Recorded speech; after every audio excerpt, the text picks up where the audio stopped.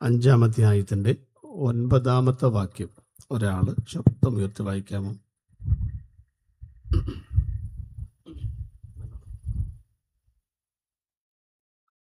5-ാം അധ്യായത്തിൻ്റെ 9-ാമത്തെ വാക്യം നിങ്ങൾ ആരെങ്കിലും ഒരാൾ വായിക്കുക.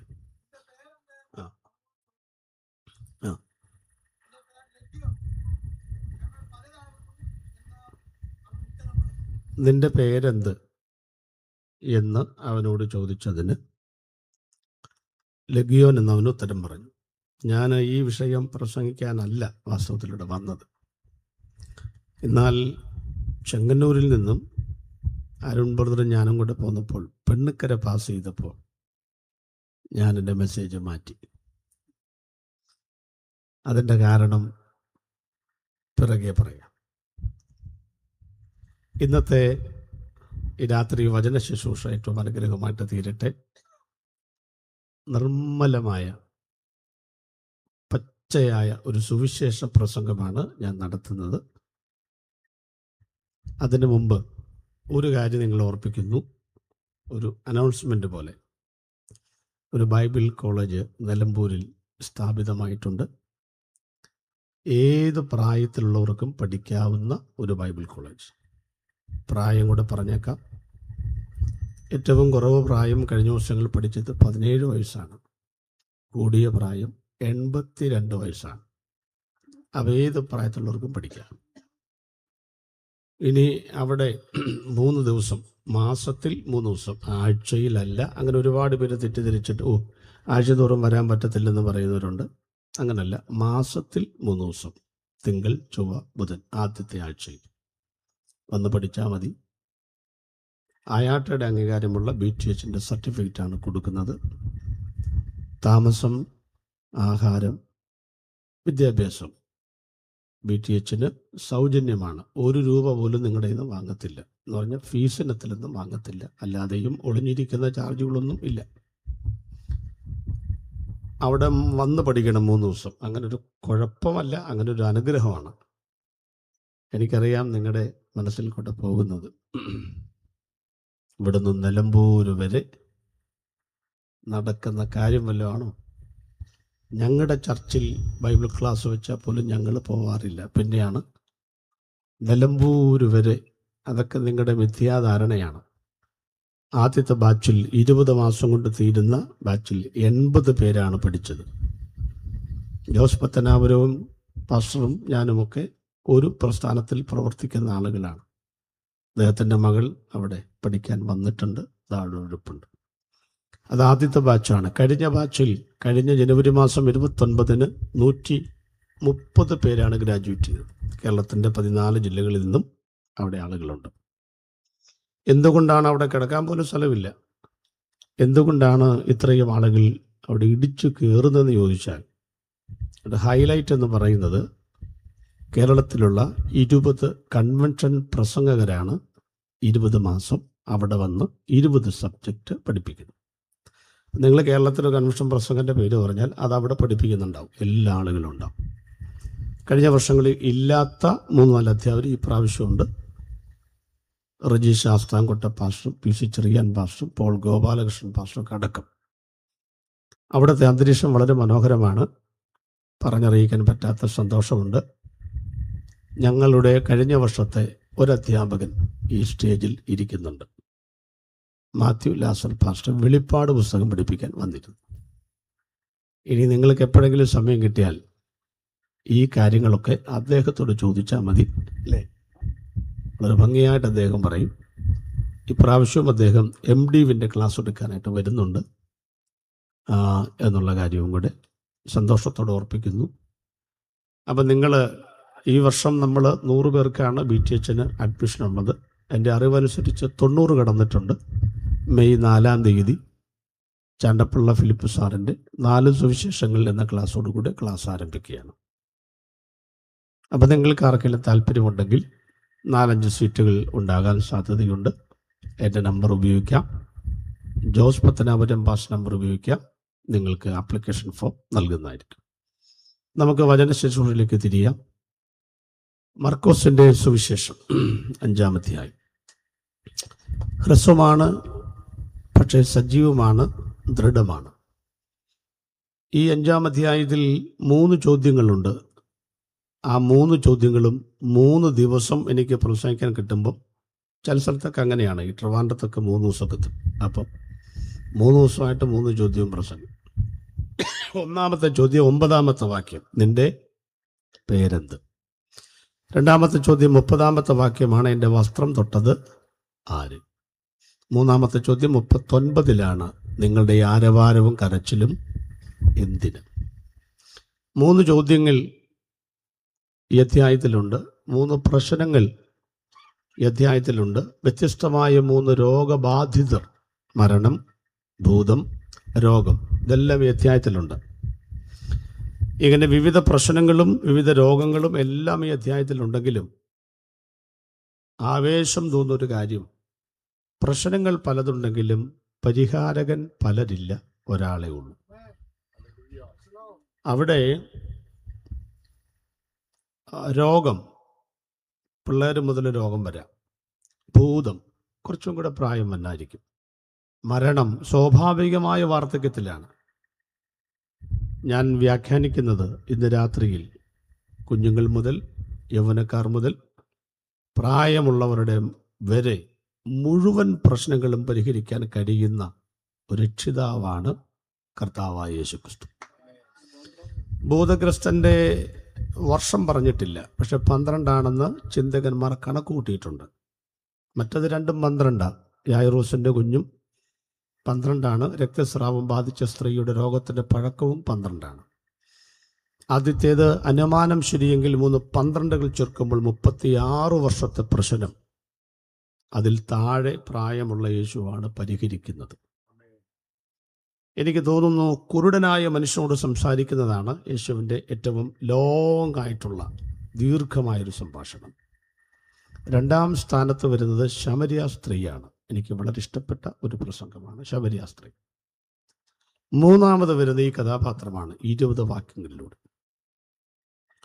യേശുക്രിസ്തു ഇങ്ങനെ ഇരിക്കുമ്പോൾ പെട്ടെന്ന് പറഞ്ഞ് നമുക്ക് അക്കരയ്ക്ക് പോകാം. ശിഷ്യന്മാരെ നിർബന്ധിക്കുകയാണ്. അവിടെ ചെല്ലുന്നു. ഭൂതം ബാധിച്ച ഒരാൾ ഓടി വരുന്നു, യേശുവിനെ നമസ്കരിക്കുന്നു, ചില സത്യങ്ങൾ വിളിച്ചു പറയുന്നു. ആ സംഭാഷണത്തിനൊടുവിൽ യേശു അവനെ സൗഖ്യമാക്കുന്നു. എല്ലാം കഴിഞ്ഞ് യേശു തിരികെ പോരാൻ നേരത്ത് അവൻ ചോദിച്ചു, ഞാൻ വരട്ടെ എന്ന് ചോദിച്ചു. എനിക്ക് ഏറ്റവും ഇഷ്ടപ്പെട്ട ഭാഗം അതാണ്. അങ്ങോട്ട് വരും. യേശു പറഞ്ഞു, എൻ്റെ കൂടെ വരണ്ട, നീ നിൻ്റെ വീട്ടിലേക്ക് ചെല്ലാൻ പറഞ്ഞു. അവൻ വീട്ടിലോട്ട് പോയില്ല, ദക്കപ്പുലി നാട്ടിലോട്ട് പോയി.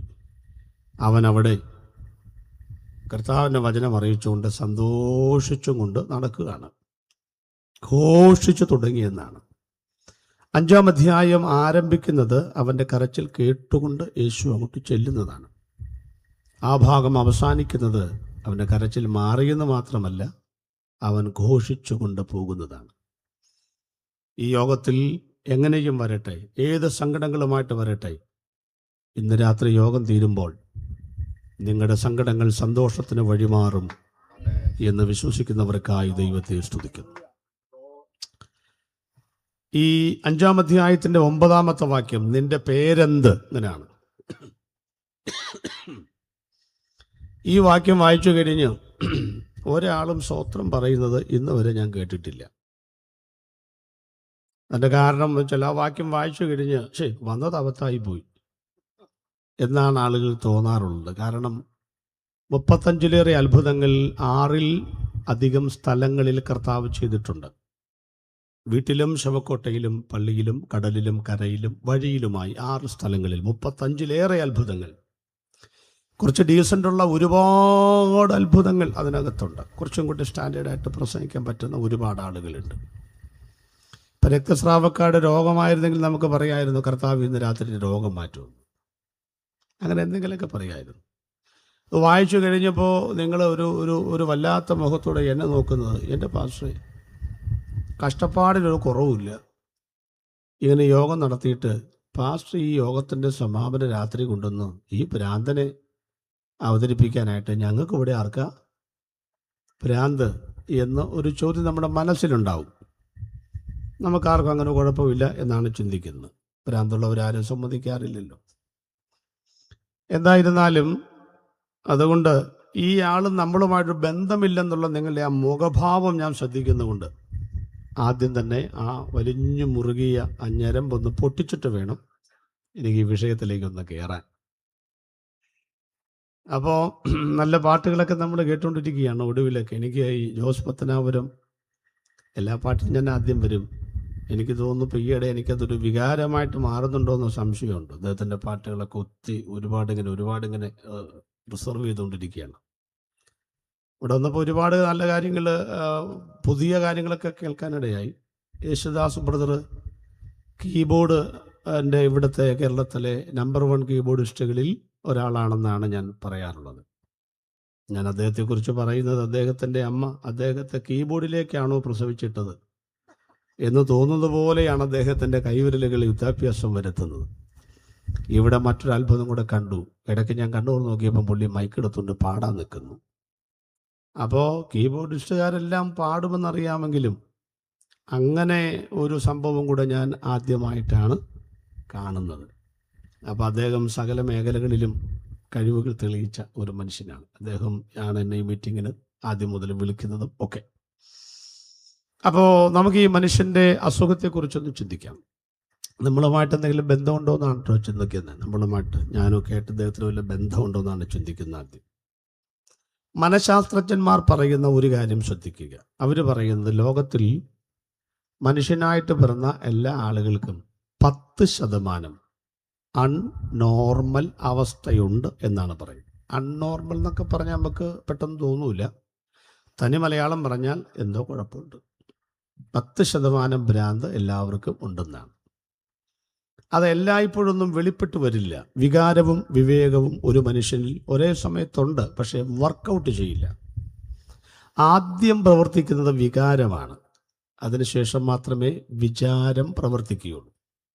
എൻ്റെ അപ്പൻ ഭയങ്കര കള്ളുകുടിയനായിരുന്നു. ഈ പ്രസംഗം എൻ്റെ പ്രസംഗമാണ്, എൻ്റെ അപ്പൻ്റെ പ്രസംഗമാണ്. അപ്പനും മകനും ഞങ്ങളുടെ കുടുംബത്തിൻ്റെ പ്രസംഗമാണ് ഈ പ്രസംഗം. അതുകൊണ്ട് ഞാൻ വളരെ ആത്മഭാരത്തോടെയാണ് ഇന്ന് രാത്രി ഇവിടെ നിൽക്കുന്നത്. കാരണം ഇതിനകത്ത് എന്താണോ പറയുന്നത് അതാണ് ഞാൻ, അതാണ് എൻ്റെ അപ്പൻ. അപ്പോൾ അത്രയും ഒരു അനുഭവം ഇതിനകത്ത് കിടക്കുന്നുണ്ട്. അപ്പോൾ എൻ്റെ അപ്പൻ ഭയങ്കര കള്ളുകുടിയനായിരുന്നു. അപ്പൻ വൈകിട്ട് വീട്ടിൽ വന്നാൽ പിന്നെ ഭയങ്കര ബഹളമാണ്. അങ്ങനെയാണല്ലോ. അപ്പൻ തന്നെ പിന്നീട് രക്ഷിക്കപ്പെട്ട പാസ്സായ ശേഷം പറഞ്ഞിട്ടുണ്ട്, ഇവിടെ കള്ളുകുടിയന്മാരെ കുറിച്ച് വചനമുണ്ടെന്ന്. ഞാൻ പറഞ്ഞ അവിടെ സന്ധ്യയെങ്കിൽ കരച്ചിൽ വന്ന് രാപാർക്കും, ഉഷസിലോ ആനന്ദഘോഷം വരുന്നു. അപ്പോൾ രാത്രിയിൽ വന്ന് ഭയങ്കര ബഹളമാണ്. അമ്മയൊക്കെ എടുത്തെറിയും. അറിയാമല്ലോ, കള്ളുകുടിയൻ്റെ വീട്ടിൽ ഞങ്ങളൊക്കെ ഓരോ മൂലയ്ക്ക് പേടിച്ചു കണ്ടിരിക്കും. ഒരു മുറിയേ ഉള്ളൂ, ചെറിയൊരു വീട്ടിലാണ്. വലിയ സൗകര്യങ്ങളോടത്താണ് ജനിച്ചത്. കുറച്ച് വിതയ്ക്കാനും പിന്നെ തെങ്ങിൻ തോട്ടം, അടയ്ക്കാമരത്തോട്ടമൊക്കെ കണ്ടിട്ടുണ്ട്. പക്ഷേ അപ്പൻ മരിച്ച ശേഷം ഉടനെ എല്ലാം വിറ്റ് ഒരു പുറമ്പോക്കിൽ റോഡ് സൈഡിൽ പാറ ബെൽറ്റ് അളന്നപ്പോൾ പാറയായത് ഇട്ടേച്ചു പോയ ഒരു പുറമ്പോക്കിലാണ് എൻ്റെ 4ാം ക്ലാസ് മുതൽ ഓർമ്മ വരുന്നത്. അപ്പോൾ ഇങ്ങനെ അപ്പൻ എല്ലാം തല്ലി തകർത്ത് ഭയങ്കര ബഹളമാണ്. നേരം വെളുത്ത് എല്ലാം ശാന്തമായി. ഈ കള്ളുകുടിയന്മാർ ഉറങ്ങുമ്പോഴും നേരം വെളുക്കുമ്പോഴും നല്ല ആളുകളാണെന്ന് അമ്മ പറഞ്ഞു കേട്ടിട്ടുണ്ട്. അപ്പോൾ നേരം വെളുത്ത് അങ്ങനെ അപ്പൻ ഉദയസൂര്യനെ നോക്കിക്കൊണ്ട് കുറ്റിപീടി വലിച്ച് ഇങ്ങനെ ഇരിക്കുമ്പം അപ്പൻ ചായ ചോദിക്കുന്ന രംഗമുണ്ട്. ഞങ്ങളൊക്കെ പേടിച്ച് ഇങ്ങനെ അരണ്ടിരിക്കുകയാണ്, പറ്റൊക്കെ ഇറങ്ങിക്കാണും. അപ്പം അമ്മ വരുമ്പോൾ ഈ പൊട്ടിയ ചട്ടിക്കകത്താണ് അപ്പം ചായ കൊടുക്കുന്നത്. അപ്പം അപ്പൻ ചോദിക്കും, പൊട്ടാത്തതൊന്നും ഇല്ലയോടി എന്ന് ചോദിക്കും. അപ്പം അമ്മ പറയും, എല്ലാം തകർത്തില്ലേ ഇന്നലെ രാത്രി, സാരമില്ല, എല്ലാം ഉച്ച കഴിഞ്ഞ് മേടിച്ചുകൊണ്ട് വരാം. അന്നത്തെ കള്ളുകുടിയന്മാരെന്നൊക്കെ പറഞ്ഞാൽ വൈകുന്നേരം 4 ചട്ടിയും കലമൊക്കെ ആയിട്ടാണ് വരുന്നത്, കാരണം പൊട്ടിക്കാനായി കൊണ്ടുവരുന്നത്. അങ്ങനെ വരുന്നേ. അപ്പോൾ ഈ വളരെ വിനയാന്വിതനായി അപ്പൻ മറുപടി പറയുമ്പോൾ അമ്മ ഝാൻസി റാണിയുടെ പവറിലേക്ക് എത്തും. അപ്പം അമ്മ പറയും, ഓ എന്നോ വിനയോ. അടുത്ത പദം ശ്രദ്ധിച്ചോളാം അമ്മമാർ. ഇന്നലെ രാത്രി എന്നാ നിങ്ങൾക്ക് ഭ്രാന്തായിരുന്നോ എന്ന് ചോദിക്കും. അതൊരു സത്യമാണ്. അപ്പോൾ എല്ലാ ആളുകളുടെ ഉള്ളിൽ ഈ സംഭവം, കോപം, എന്ത് കാര്യം അങ്ങനെയാണ് കേട്ടോ. കോപം മുഴുത്താൽ എന്താവും? ഭ്രാന്താവും. ഏത് വികാരവും കുറഞ്ഞാലും പ്രശ്നമാണ്, കൂടിയാലും പ്രശ്നമാണ്. ചിരി കരച്ചിൽ ഒക്കെ ഒരു വികാരമാണ്. ഞാൻ എന്നാ പറഞ്ഞിട്ട് നിങ്ങൾ ചിരിക്കുന്നില്ലെങ്കിൽ അതൊരു കുഴപ്പമാണ്. കാരണം ചിരിക്കാത്ത ഒരാളുടെ മുഖവും മൃഗത്തിൻ്റെ മുഖവും ഒരുപോലെ ഇരിക്കുമെന്ന് ചിന്തകന്മാർ പറയാറുണ്ട്. ഇനി എന്തെങ്കിലും ഡൗട്ട് ഉണ്ടെങ്കിൽ ഒരു സെൽഫി എടുത്തുകൊണ്ട് പോയി വീട്ടിൽ ചെന്ന പട്ടിയോ പൂച്ചയോ ഉണ്ടെങ്കിൽ ഒന്ന് നോക്കി വെച്ചാൽ മതി, നാളെ വിളിച്ചു പറഞ്ഞാൽ മതി. അപ്പോൾ അതൊരു കുഴപ്പമാണ്. അപ്പോൾ ഒരാൾ നിർത്താതെ ചിരിച്ചാലോ അത് അതിലേറെ പ്രശ്നമാണ്. ഏത് വികാരവും ഒരു കൺട്രോളിൽ വേണം പോകാം. ആത്മീയത പോലും അങ്ങനെയാണെന്ന് ഞാൻ പറയുന്നത്. ആത്മീയത പോലും അതിരുകൾ വിട്ടാൽ വലിയ പ്രശ്നമാകും. അല്ലെങ്കിൽ തന്നെ ബൈബിൾ പറയുന്നത് ആത്മപൂർണ്ണൻ ഭ്രാന്തനാണെന്നാണ് പറയുന്നത്, ഇല്ലേ? നമുക്കൊക്കെ നമ്മളെ നാട്ടുകാരെ വിളിക്കുന്ന പേരെന്തുവാ? നമ്മളെ ഊളന്മാർ, വട്ടന്മാർ. എൻ്റെ അപ്പനൊക്കെ എന്നെ വിളിച്ചിരുന്ന ഒറ്റയ്ക്ക് രക്ഷിക്കപ്പെട്ട ഭ്രാന്തന്മാരെന്നാണ് വിളിക്കുന്നത്. ഞാൻ ആരംഭത്തിലൊക്കെ ഈ സഭയിൽ ചെല്ലുമ്പോൾ എനിക്ക് തോന്നിയിട്ടുണ്ട് നമുക്ക് ഭ്രാന്താന്ന്. കാരണം ഇരിക്കുന്നവർക്കൊക്കെ ഈ പെന്തിക്കോസ്തുകാർ ഇരിക്കുമ്പോൾ ഒരു ആട്ടമുണ്ട്, കണ്ടിട്ടുണ്ട് അങ്ങനെ. ഇപ്പം ഞാൻ വിചാരിച്ചു എല്ലാവർക്കും അരവട്ടുണ്ട്, ഒരു സ്ക്രൂ ഇളകിയിട്ടുണ്ടെന്ന്. പിന്നെ ഈ സഭായം കഴിയുമ്പോഴേക്കും മൊത്തം ഇളകിക്കോളും എന്നാണ് അന്നത്തെ എൻ്റെ ഒരു വിചാരം. ശരിയാണ്, ഞാൻ ഇപ്പോഴും ശ്രദ്ധിക്കേണ്ടത് ചിലപ്പോൾ സഭായത്തിനൊക്കെ ഇരിക്കുന്നവരിങ്ങനെ വെറുതെ ഇങ്ങനെ ആടുന്ന് കാണാം. അപ്പം ഇത് കണ്ടുകൊണ്ട് നാട്ടിൽ നമുക്ക് എന്തോ ഒരു കുഴപ്പമുണ്ടെന്നാണ് പറയുന്നത്. ഞങ്ങൾക്കൊരു കുഴപ്പമുണ്ട് കേട്ടോ, അത് നിങ്ങൾ വിചാരിക്കുന്ന കുഴപ്പമല്ല. ഏതായിരുന്നാലും മുന്നോട്ട് പോവാം. അപ്പോൾ 10% നമുക്കൊക്കെ എന്തുണ്ട്? കുഴപ്പമുണ്ട്. 10% കുഴപ്പമുള്ളവരെ ഭ്രാന്തനൊന്നും വിളിക്കാൻ പാടില്ല. ഞങ്ങളുടെ നാട്ടിലൊക്കെ 10 കുറഞ്ഞവരെ കാണുമ്പോൾ പറയും പുള്ളിക്ക് 10 കുറവാന്നാണ് തോന്നുന്നത്. ചിലരെ കാണുമ്പോൾ പറയും ഇങ്ങൾക്ക് 10 ഉള്ളെന്ന. അത് കുഴപ്പമാണ്. രണ്ടാമത്തെ കാര്യത്തിലേക്ക് വരാം. ഭ്രാന്തൻ്റെ ലക്ഷണങ്ങൾ എന്ന് പറയാം. ഇവിടുത്തെ ലക്ഷണം മർക്കോസ് 6, ലൂക്കോസ് രണ്ടും കൂടെ ചേർത്തുള്ള ലക്ഷണം പറയാം. 1, ഇവൻ ആരോടൊന്നില്ലാതെ ഉറക്കെ സംസാരിച്ചുകൊണ്ട് നടക്കുകയാണ്. അവൻ്റെ സംസാരം എന്താണെന്ന് എനിക്കറിയില്ല. അയ്യോ ഞാൻ അരിഷ്ട മനുഷ്യൻ എന്നൊക്കെ ആയിരിക്കും. അപ്പം ആരോടൊന്നില്ലാതെ ഉറക്കെ സംസാരിച്ച് നടക്കുന്നത് എന്തിൻ്റെ ലക്ഷണമാണ്? ഒരു ഭ്രാന്തിൻ്റെ ലക്ഷണമാണ്. ഒന്നും സംസാരിക്കാതിരിക്കുന്നതും ഭ്രാന്തിൻ്റെ ലക്ഷണമാണ് കേട്ടോ. അതിമൗനം ഭ്രാന്തി ലക്ഷണവുമുണ്ട്. അപ്പോൾ ഈ ഒരുപാട് സംസാരിക്കുന്ന അങ്ങനെ ഇപ്പോൾ നോക്കുകയാണെങ്കിൽ ഇപ്പം നമ്മുടെ നാട്ടിലൊക്കെ മൊബൈൽ നമ്മുടെ ജനസംഖ്യയുടെ അത്രയായെന്നാണ് എനിക്ക് തോന്നുന്നത്. റോഡിൽ കൂടെ പോകുന്ന ഒരാളെപ്പോലും നമുക്കൊന്നും പറയാൻ പറ്റാത്ത വിധം എൻ്റെ ചെവിയിലൊക്കെ ഏതാണ്ട് സാധനമൊക്കെ വെച്ചടച്ച് പിള്ളേരൊക്കെ നടക്കുന്ന നിങ്ങൾ കണ്ടിട്ടുണ്ടോ? 2 ചെവി അടച്ച് വെച്ചിരിക്കുക. സത്യം പറഞ്ഞു, നിങ്ങൾക്ക് ഈ ചെവിയുടെ ഇതൊക്കെ അറിയാമല്ലേ? ശബ്ദതരങ്ങൾ തടുത്ത് നിർത്തി അകത്തോട്ട് കയറ്റി വിടാനാണ് ഇങ്ങനെ ഇതൊക്കെ വെച്ചിരിക്കുന്നത്. അവർ ഒന്നും കയറ്റുകയില്ലെന്നും പറഞ്ഞ് എല്ലാം കൂടെ അടച്ചു പിടിച്ചാണ് പോകുന്നത്. ഇതൊക്കെ ഇങ്ങനെ അടച്ചു പിടിച്ചുകൊണ്ട് പോയാലും 35-40 വയസ്സാകുമ്പോഴേക്കും പിന്നെ ഒന്നും കേൾക്കാതാവും കേട്ടോ. ഒന്ന് ശ്രദ്ധിക്കുക, നല്ലതാണ്. ഇനി പിള്ളേരങ്ങനെ അപ്പോൾ നമുക്കറിയാമല്ലോ, ഇപ്പം ഹോണടിച്ചാൽ കേൾക്കുമോ? റൂട്ട്സിൻ്റെ ഹോണടിച്ചാൽ കേൾക്കുമോ? ഇല്ല. ഒരു കൊച്ചിനെ നമ്മൾ വഴി ചോദിച്ചാൽ പോലും 3 പ്രാവശ്യം ചോദിക്കുമ്പോഴാണ് ഒരെണ്ണം എടുത്തേച്ചും എന്നൊക്കെ ഇങ്ങോട്ട് ചോദിക്കുന്നു. ഞാൻ അതിനകത്ത് പറയുന്നൊരു കാര്യം, ഇഷ്ടിയുടെ വലിപ്പമുള്ള മൊബൈലൊക്കെ വെച്ച് ഇങ്ങനെ ബാറ്ററി തീരുന്നവരെയും ഫോൺ ചൂടാകുന്നവരെയൊക്കെ വർത്തമാനം പറയുമ്പോൾ ഒരു കാര്യം ശ്രദ്ധിച്ചോളാം. ഹൃദയം ചൂടാകുന്നവരെ ദൈവത്തോട് ഒരിക്കൽ പോലും നിങ്ങൾ സംസാരിക്കുന്നില്ലെങ്കിൽ നിങ്ങൾക്ക് എന്തോ കുഴപ്പമുണ്ട്. അതാ പറയാനാണ് ഞാൻ ആ ഭാഗത്തേക്ക് വന്നത്. ഇനി അടുത്ത കാര്യം കേൾക്കണോ? അവിടെ വായിക്കുന്നുണ്ട്, ഇവനെ ആർക്കും ഒതുക്കുവാൻ കഴിഞ്ഞില്ല. ഭ്രാന്തൻ്റെ അടുത്ത ലക്ഷണം. അപ്പോൾ ചില ആളുകളെ ഒതുക്കാൻ കഴിയില്ല. ചില പറയാറുണ്ട് എന്നെ ആരും ഉപദേശിക്കണ്ട, എന്നെ ആരും അങ്ങനെ കീഴമർത്താമെന്ന് വിചാരിക്കൊന്നും വേണ്ട, ഞാൻ ആർക്കും അവനെ വഴിപ്പെടുന്ന ആളുകളില്ല. മസിൽ പവറും മണി പവറൊക്കെ ആളുകൾക്കുണ്ട്. എൻ്റെ അപ്പനൊക്കെ അതിൽ പെട്ടതായിരുന്നു കേട്ടോ. നിങ്ങൾ ശ്രദ്ധിച്ചോളാം, എന്നെ ആർക്കും ഒതുക്കാൻ കഴിയില്ല എന്നൊരു ആൾ പറഞ്ഞാൽ അത്ര മിടുക്കനാണ്, ഇരട്ടച്ചങ്കനാണ് എന്നൊന്നുമല്ല നമ്മൾ വിചാരിക്കേണ്ടത്. അവൻ്റെ സ്ക്രൂ ഇളകിയെന്നാണ് വിചാരിക്കേണ്ടത്. നമുക്കൊരു വലിപ്പം തോന്നേണ്ട കാര്യം എന്നാണെന്നറിയാമോ? നീ വലിയവനെ കാണാത്തത് കൊണ്ടാണ്. സ്ത്രീകളിൽ നിന്ന് ജനിച്ചവരിൽ യോഹന്നാനേക്കാൾ വലിയവൻ ആരുമില്ല എന്ന് പറഞ്ഞ ആ യോഹന്നാൻ യേശുവിനെ കണ്ടപ്പോൾ പറഞ്ഞത് ഞാൻ കുറയണം, നീ വളരണം. നമ്മൾ കാണേണ്ടവനെ കണ്ടു കഴിഞ്ഞാൽ നമ്മളെല്ലാം ചെറുതാവും. നമ്മൾ ചെറുതാകാത്തത് ഇതുവരെ കാണേണ്ടവനെ കണ്ടിട്ടില്ല, അതുകൊണ്ടാണ്. മറ്റൊരു തെളിവ് അറിയാമോ? അവിടെ കൊടുത്തിട്ടുണ്ട്. എന്നറിയാമോ? ഇവന് വസ്ത്രം ഉണ്ടായിരുന്നില്ല. തെളിവെന്താ? സുബോധം വന്നപ്പോൾ അവൻ എന്തോ ധരിച്ചു? വസ്ത്രം ധരിച്ചു. വസ്ത്രമില്ലായ്മ എന്നതിൻ്റെ ലക്ഷണമാണ് ഭ്രാന്തിൻ്റെ ലക്ഷണമാണ്. ചില ആളുകളൊക്കെ ഈ വസ്ത്രത്തിൻ്റെ നീളം കുറഞ്ഞു വരികയാണ്. നഗ്നത മറയ്ക്കാനാണ്, പക്ഷേ നഗ്നത പ്രദർശിപ്പിക്കാനാണ് ഇപ്പോൾ ആളുകളൊക്കെ വസ്ത്രം ധരിക്കുന്നത്. അപ്പം അങ്ങനെ ഈ വസ്ത്രത്തിൻ്റെ ഒരു അലംഭാവം കാണുമ്പോൾ നമ്മൾ എന്ത് മനസ്സിലാക്കണം? കൊച്ചിൻ്റെ ഷർട്ടും പാൻറ്റും ഒക്കെ ഇങ്ങനെ ചുരുങ്ങിപ്പോകുന്ന കാര്യം എന്താ? എടുത്തു കഴിഞ്ഞ തുണിയുടെ അവസാനം വന്ന 20 സെൻറ്റിമീറ്റർ റിഡക്ഷൻ സ്റ്റൈലിൽ മാനേജരോട് വിലപേശി വാങ്ങിയ തുണി കൊണ്ടടിച്ച ഷർട്ടോ പാൻറ്റോ ചുരിദാറോ ആണെന്നല്ല മനസ്സിലാക്കേണ്ടത്. ഇനി ഇതിന് ഒരു 1-2 സ്ക്രൂ കൂടെ ഇളകാനുള്ളൂ എന്നാണ് മനസ്സിലാക്കേണ്ടത്. അതുകൊണ്ട് പ്രിയപ്പെട്ടവരെ, ഓർത്തിരിക്കണം, നമ്മൾ ഇതെല്ലാം കാണുമ്പോൾ എന്തോ മനസ്സിലാക്കണം, നമുക്ക് എന്തുണ്ട്? ചെറിയ കുഴപ്പമുണ്ടെന്നാണ്. ഇപ്പം നമുക്ക് ആ പുള്ളിയും നമ്മളും തമ്മിൽ ഒരു ഫസ്റ്റ് കസിനാണെന്ന് തോന്നുന്നില്ലേ? തോന്നുന്നുണ്ട്.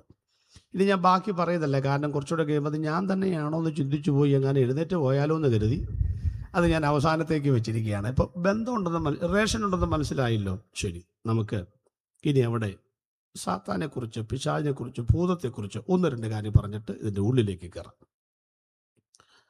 ഈ യേശുവിനെ ഈ ഭൂതഗ്രസ്തൻ കാണുന്ന സമയത്ത് നമ്മൾ ഇവനെ കണ്ടുപഠിക്കണം കേട്ടോ. ആരെ കണ്ടുപഠിക്കണം? പറ, ആരെ കണ്ടുപഠിക്കണം? ഈ ഭൂതത്തെയൊക്കെ കണ്ട് നമ്മൾ തിയോളജിയിൽ എൻ്റെ മാത്യുലാസർ പാസ്റ്റൊക്കെ ഇരിക്കുന്നത്, തിയോളജിയിൽ ഞാൻ എന്തെങ്കിലും അബദ്ധങ്ങൾ പറഞ്ഞിട്ടുണ്ടെങ്കിൽ ഇത് കഴിയുമ്പോൾ രഹസ്യമായിട്ട് എൻ്റെ ചെവി പറഞ്ഞ് ശാസിച്ചു വിടണം കേട്ടോ. അപ്പോൾ നമ്മൾ ഇവനെയും കണ്ട് ചില കാര്യങ്ങൾ പഠിക്കണമെന്നാണ് ഞാനൊക്കെ പറയുന്നത്. ആരെ കണ്ട്? പിശാചിനെ കണ്ട്. എന്തോ പഠിക്കാനുള്ളത്? ഒന്ന് ഇവന് ഉറക്കമില്ല. ഇവന് ഉറക്കമുണ്ടോ? ഇല്ല. നമുക്കോ? അതേ ഉള്ളൂ, നമ്മൾ ഉണരുന്നില്ല. 6 മണിക്ക് യോഗത്തിന് വന്നിരുന്നല്ല, അന്നേരം പോലെ ഉറക്കമാണ്. പിന്നെ ഈ ഉറങ്ങുന്നവരെ നമ്മൾ ഒരുപാട് ബുദ്ധിമുട്ടിക്കുന്നില്ല. കാരണം ഞാൻ സമാധാനത്തോടെ കിടന്നുറങ്ങും, നീയല്ലോ യഹോവേ എൻ്റെ നിർഭയം. അപ്പം സമാധാനം ഉണ്ടെങ്കിൽ എന്ത് ചെയ്യാൻ പറ്റുള്ളൂ? ഉറങ്ങാൻ പറ്റുള്ളൂ. അപ്പം ഇവിടെ എന്തുണ്ട്? ഉണ്ട്. വീട്ടിൽ എന്തില്ല? അതുകൊണ്ട് സമാധാനമായിട്ട് ആളുകൾ ഉറങ്ങട്ടെ. അപ്പം അവന് ഉറക്കമില്ല. 2, അവന് വിശ്രമമില്ല. ശ്രദ്ധിച്ചിട്ടുണ്ട്? അവന് വിശ്രമമില്ല. ആരെ വിഴുങ്ങേണ്ടെന്ന് കരുതി? നമുക്ക് പ്രവൃത്തി ദിവസങ്ങളില്ല, മൊത്തം വിശ്രമം. അതാ, അവന് വിശ്രമമില്ല. അവൻ്റെ യൂണിറ്റി നിങ്ങൾ ശ്രദ്ധിച്ചിട്ടുണ്ടോ? അതൊക്കെ പഠിക്കേണ്ട കാര്യം. ഇവൻ്റെ അകത്ത് എത്ര ഭൂതമുണ്ടെന്നറിയാമോ? 6000. റോമൻ ബറ്റാലിയൻ്റെ കണക്കാണ്. 6000 ഭൂതങ്ങൾ എന്ന് പറയുമ്പം നെറ്റ്വർക്ക് നിങ്ങൾ കണ്ടുപിടിക്കണം. നമ്മുടെ നാട്ടിലൊക്കെ നെറ്റ്വർക്ക് ഇല്ലേ? ഒരാൾ 2000 രൂപ കൊടുത്ത ഒരാളെ ചെറുക്കുക, അപ്പോൾ നമുക്ക് കമ്മീഷൻ കിട്ടും. ആ ആൾ പോയി 2 പേരെ ചെറുക്കുക, അപ്പോൾ അതിൻ്റെ കമ്മീഷൻ അവിടെ വരും. അങ്ങനെ നെറ്റ്വർക്ക് തന്നെ പോകുന്നില്ല. ഇത് ആര് കണ്ടുപിടിച്ചതാ? ഈ പുള്ളി കണ്ടുപിടിച്ചതാ. ശ്രദ്ധിച്ചിട്ടുണ്ടോ? ഇവൻ്റെ അകത്തോട്ടൊരു ഭൂതം വന്ന് കയറിയപ്പോൾ ഇഷ്ടംപോലെ സ്ഥലം കിടക്കുന്നു. അവന് ആത്മഭാരം കയറിയിട്ട് അവൻ അവിടെ നിന്ന് പോയി. നമുക്കില്ലാത്തൊരു സാധനമാണ് കേട്ടോ. അവൻ പോയി എത്ര പേരെ കൊണ്ടുവന്നു? അതിനൊക്കെ പഠിച്ചവർ പറ, 7 പേരെ. അങ്ങനല്ലേ? അവൻ പോയി 7 പേരെ കൊണ്ടുവന്നു. 7 പേരെ കൊണ്ടുപോകുമ്പോൾ അവരും പറഞ്ഞു പിന്നെ ഇഷ്ടംപോലെ സ്ഥലം കിടക്കുന്നു. അപ്പം 7 പേര് പോയിട്ട് എത്ര പേരെ കൊണ്ടുവന്നു? 7 49 പേരെ കൊണ്ടുവന്നു. അങ്ങനെ അവർ ഹാർഡ് വർക്കാണ്. നിസ്സാര ദിവസം കൊണ്ട് ഹൗസ്ഫുള്ളായി. അപ്പോൾ ഒരു ബോർഡ് വെച്ചു, ഹൗസ്ഫുൾ, ഇനി ഇവിടെ സ്ഥലമില്ല. നമ്മൾ ആരെ കണ്ടുപഠിക്കണം? ഒരു വിഷമം തോന്നുന്നുണ്ടെങ്കിലും പറഞ്ഞോ, ആരെ കണ്ടുപഠിക്കണം? ഇവനെ കണ്ടുപഠിക്കണം. നമ്മളൊരു സഭായോഗത്തിൽ ആരാധന കഴിഞ്ഞ് പോയിട്ട് പിറ്റത്തെ ആഴ്ചയിൽ 7 പേരെ കൊണ്ടുവരാറുണ്ട്. വരണം, മിണ്ടുന്നില്ല. എന്നാ ശരി, ഒന്നിനെയും കൊണ്ടുവരണ്ട, നിങ്ങളെങ്കിലും അടുത്ത ഞായറാഴ്ച ഇങ്ങ് വന്നേച്ചാൽ മതി. നമ്മളിങ്ങനെ നോക്കി നിൽക്കുക. പാസ്റ്റർമാരൊക്കെ ഇവിടെ മേശയുടെ ഇങ്ങനെ കയ്യും കാലൊക്കെ നോക്കി നിൽക്കുക, ആളുകൾ വരുന്നുണ്ടോ നോക്കി. വേണം, ഒരു പാട്ടും കൂടെ പാടുന്ന കാര്യം. ആള് വരാത്തതുകൊണ്ട് ആള് വരാൻ വേണ്ടിയിട്ട് പാടുന്ന പാട്ടൊന്നുമല്ല ശുശ്രൂഷ കേട്ടോ. ഞാൻ എപ്പോഴും എല്ലായിടത്തും പറയും, സംഗീത ശുശ്രൂഷ ദൈവത്തിൻ്റെ വരദാനമാണ്. ആള് വരാനൊന്നും പാടുന്നൊന്നുമില്ല. നിങ്ങൾ ചുമ്മാ അറിയാൻ മേലാത്തതുകൊണ്ട് 8 മണിക്കാ തുടങ്ങുമെന്നും പറഞ്ഞാൽ അങ്ങനെയൊന്നല്ല. 6 മണിക്കാണ് യോഗം തുടങ്ങുന്നത്. അന്നേരം വരണം. 2-3 പേർ കൂടി വരുമ്പോൾ അവിടെ ആരുണ്ട്? അപ്പം നിങ്ങൾ നോക്കി ആരിയ്ക്കുകയാണ് 6 മണി മുതൽ? യേശു ഇരിക്കുകയാണ്. ആരാ VIP, ആരാ RIP? 6 മണിക്ക് യേശു ഇവിടെ വന്നിരിക്കല്ലേ. അപ്പോൾ ആരാ VIP, ആരാ RIP? അതൊക്കെ മാറ്റണം.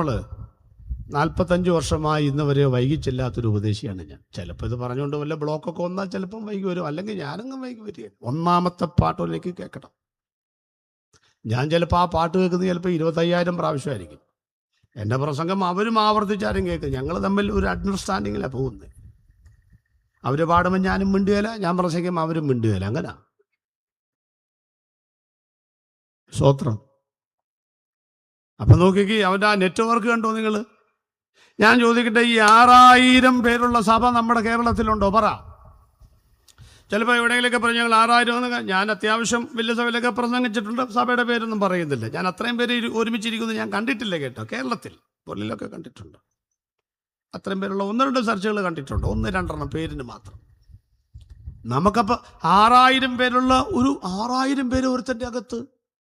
അയ്യോ, നമ്മളൊക്കെ ആത്മഹത്യ ചെയ്യാതിരിക്കുന്നതിനൊരു വാക്യമുള്ളത് കൊണ്ടാണ് 2-3 പേർ എൻ്റെ നാമത്തിൽ. അതുള്ളതുകൊണ്ടാണ് ഞങ്ങൾ ഉപദേശിമാർ പലരും പിന്നെ അറ്റാക്ക് വന്ന് ചാകാത്തത്. ആ വാക്യമുള്ളതുകൊണ്ടാണ്. നിങ്ങൾ ചിന്തിച്ച് നോക്കിക്കേ.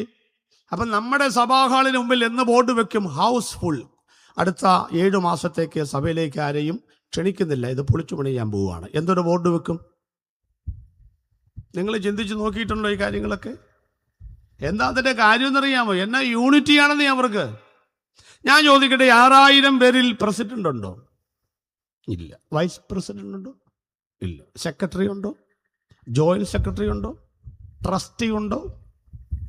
വരവുക ചെലവുക ഇല്ലക എഴുതാൻ ആളുണ്ടോ? പാനലുണ്ടോ? തെരഞ്ഞെടുപ്പുണ്ടോ? അഴിമതിയുണ്ടോ? ആരോപണമുണ്ടോ? കുതിരക്കച്ചവടമുണ്ടോ? ചുമ്മാതല്ല ഇവർ വളർന്നുകൊണ്ടിരിക്കുന്നത്, നമ്മൾ വളരാത്തതും.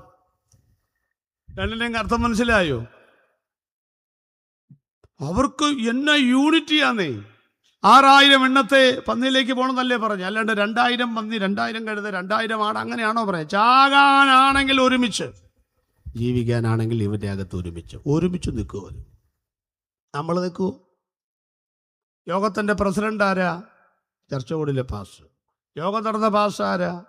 IPCയിലെ പാസ്. അങ്ങനെയാണ് 2ാമത്തെ റോയിലാണ് പോയിരിക്കുന്നത്. എന്തോ മര്യാദയാന്ന് നോക്കിക്ക്. ഞങ്ങളൊക്കെ ഒരു അങ്ങോട്ട് ഇറങ്ങിയിരിക്കുക. അതൊക്കെ നല്ല മനസ്സിൻ്റെ ലക്ഷണമായിട്ട്.